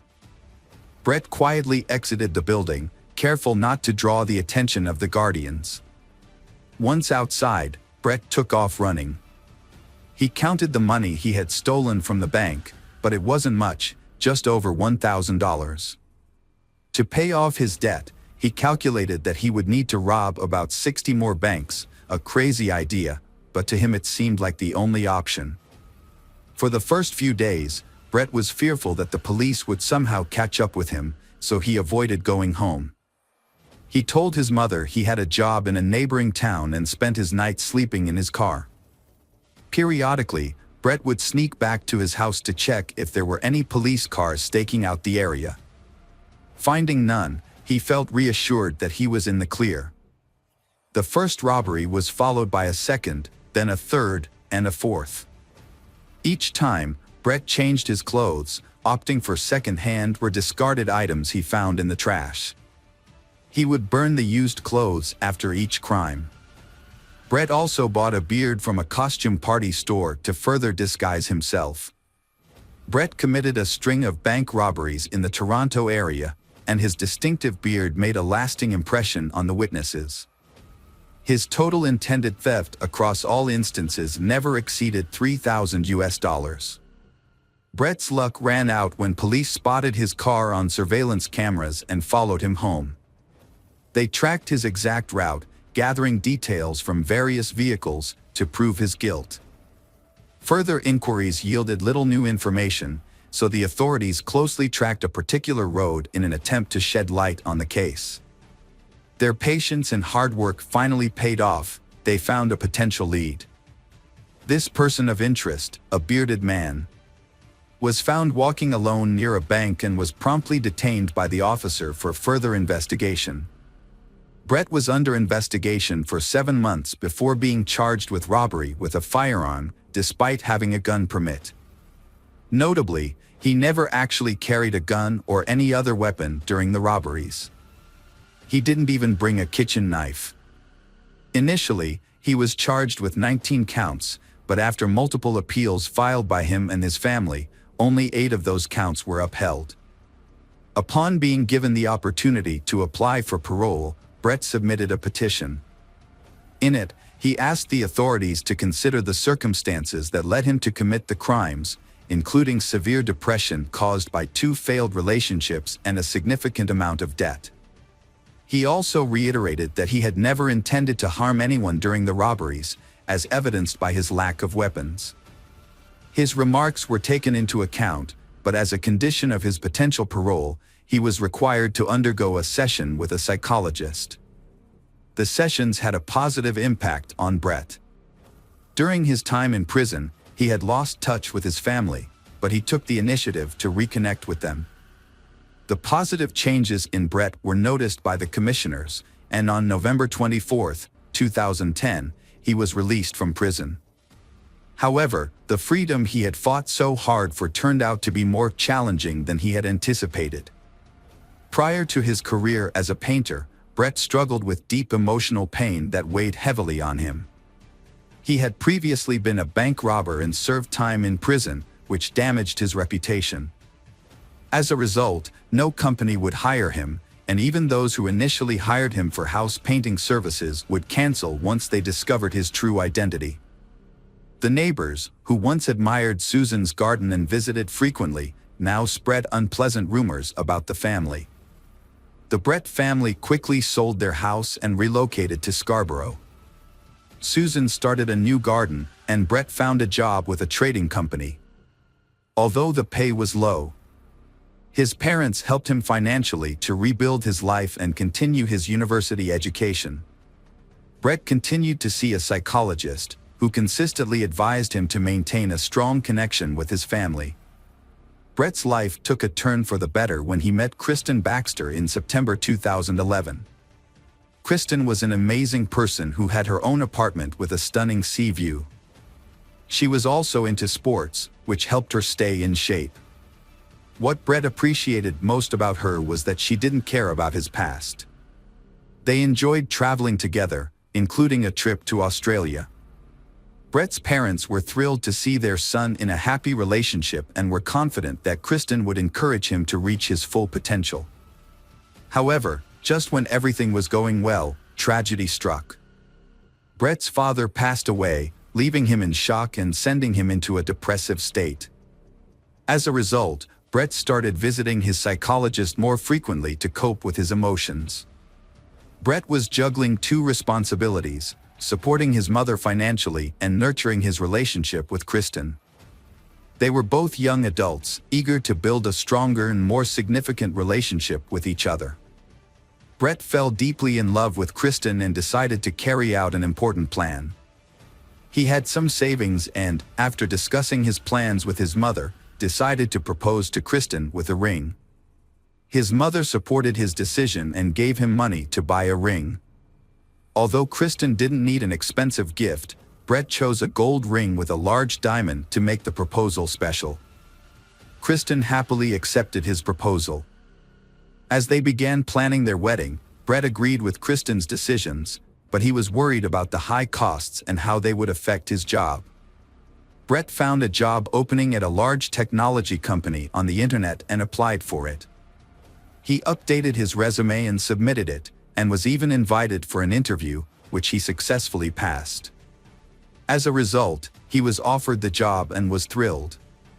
He eagerly shared the news with his fiancée and mother, and asked them for money to buy an expensive suit for work. His mother agreed to help him, and he purchased the suit. However, just as Brett was about to start his new job, the company called him to inform him that they had to withdraw their offer. The security department had discovered his past criminal record, and the company could no longer hire him. This news was devastating for Brett, and his mood plummeted. He felt like giving up on his job search and education, wondering why he was wasting his time applying for jobs that he would never get due to his past mistakes. He decided that it would be better to use the money his mother and brothers had given him for something else. Brett had dropped out of university, but he didn't tell his family or his counselor. To maintain the illusion of success, Brett would wear a suit and tie, then change into casual clothes on the way to his job as a house painter. He would tell his relatives that he worked in an office. To further deceive his loved ones, Brett would post fake photos on social media, pretending to be at work or attending business events. He would also fake phone calls, making it seem like he was busy with work-related issues. Brett's family had no idea that he was hiding the truth about his life. As Brett's wedding to Kristen approached in September 2016, his deception reached new heights. He rented an expensive restaurant for the reception, which cost $100 per guest. His family was thrilled, believing that Brett had finally turned his life around with a prestigious job and a beautiful fiancée. However, Brett's deceptions became so overwhelming that he could no longer control his lies. Brett's wedding was just a month away, and he was struggling to cover the costs. He had been borrowing money from his mother, but when she could no longer help him, he pressured her to find a higher-paying job. Meanwhile, he was planning a bachelor party and had invited all his friends and brothers. Brett had a secret. He had been lying to his family for a year about working as an engineer for a technology company.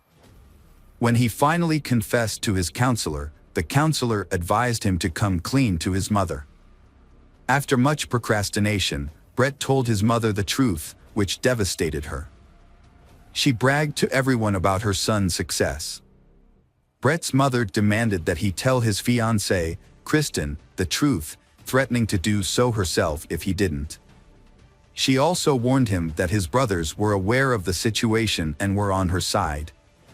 However, Brett couldn't bring himself to confess to Kristen, despite knowing that the wedding was unlikely to happen due to his deception. With less than a month to go before the wedding, Brett remained silent, knowing that Kristen deserved to know the truth before it was too late. Brett was anxious about his mother revealing a potentially scandalous secret to his fiancée, Kristen.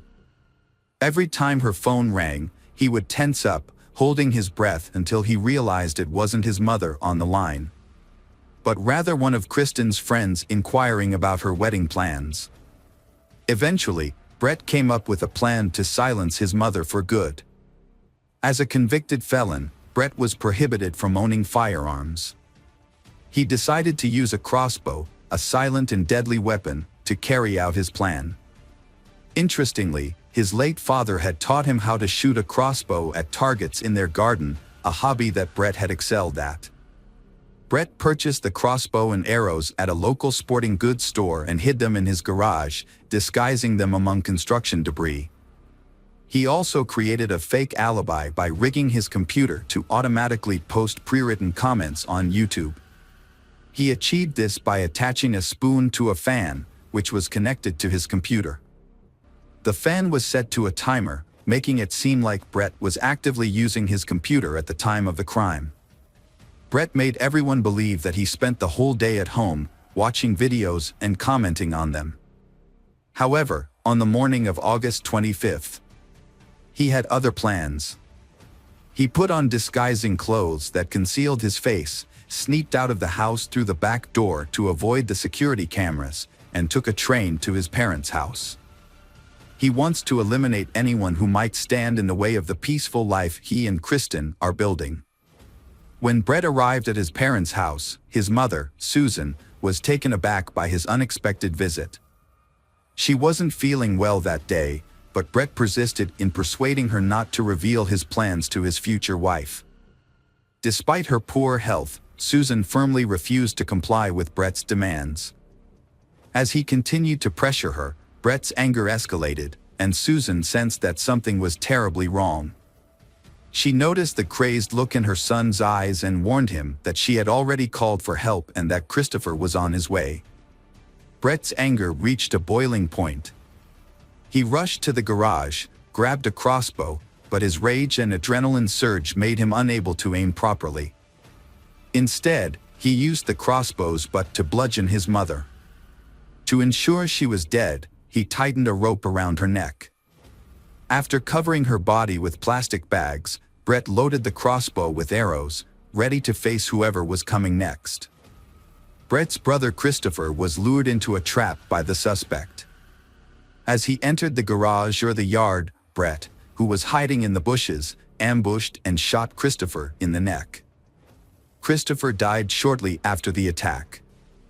Alexander, the youngest brother, was the next target. The suspect had also managed to lure him, but Alexander's outcome was different. Shot in the neck with an arrow, Alexander was critically injured but didn't die instantly. He screamed and cried for help as the attack took place.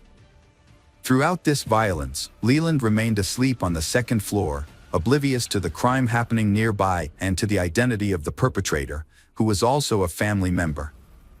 It was Alexander's screams that startled Leland out of sleep, ran downstairs, and stumbled upon the horrific scene of his brother Brett trying to strangle Alexander. A fight broke out between Leland and Brett, and Leland ended up in control, forcing Brett to back down. Leland immediately fled to a neighbor's house and called the police. With no means of escape, Brett remained in the house, realizing too late that his actions had disastrous consequences. In a desperate attempt to make amends, he composed a text message to Kristen, pleading for her forgiveness. Upon arriving at the scene, police officers found Brett, covered in blood, sitting beside his critically injured brother Alexander, who would later succumb to his injuries in the hospital. Brett voluntarily surrendered to the authorities, requesting to be handcuffed and taken into custody. During his confession, he revealed the location of his mother's body, hidden beneath packages in the garage, and acknowledged that she was beyond help. Brett admitted at the police station during the trial that he had not intended to kill Susan, but rather to scare her. In contrast, he had planned to kill Christopher and Alexander, who were witnesses to the crime. If they had not been present, they would still be alive. Brett attempted to justify his actions by citing his struggles with depression, but this did not lead to a more lenient sentence. Despite Brett's cooperation with the investigation and his voluntary confession, the judge imposed 3 life sentences, 1 for each murder. Brett will be eligible for parole in 2041. Leland, the sole survivor of the incident, has refused to speak to reporters, but he is well known in Toronto as the one who narrowly escaped the carnage.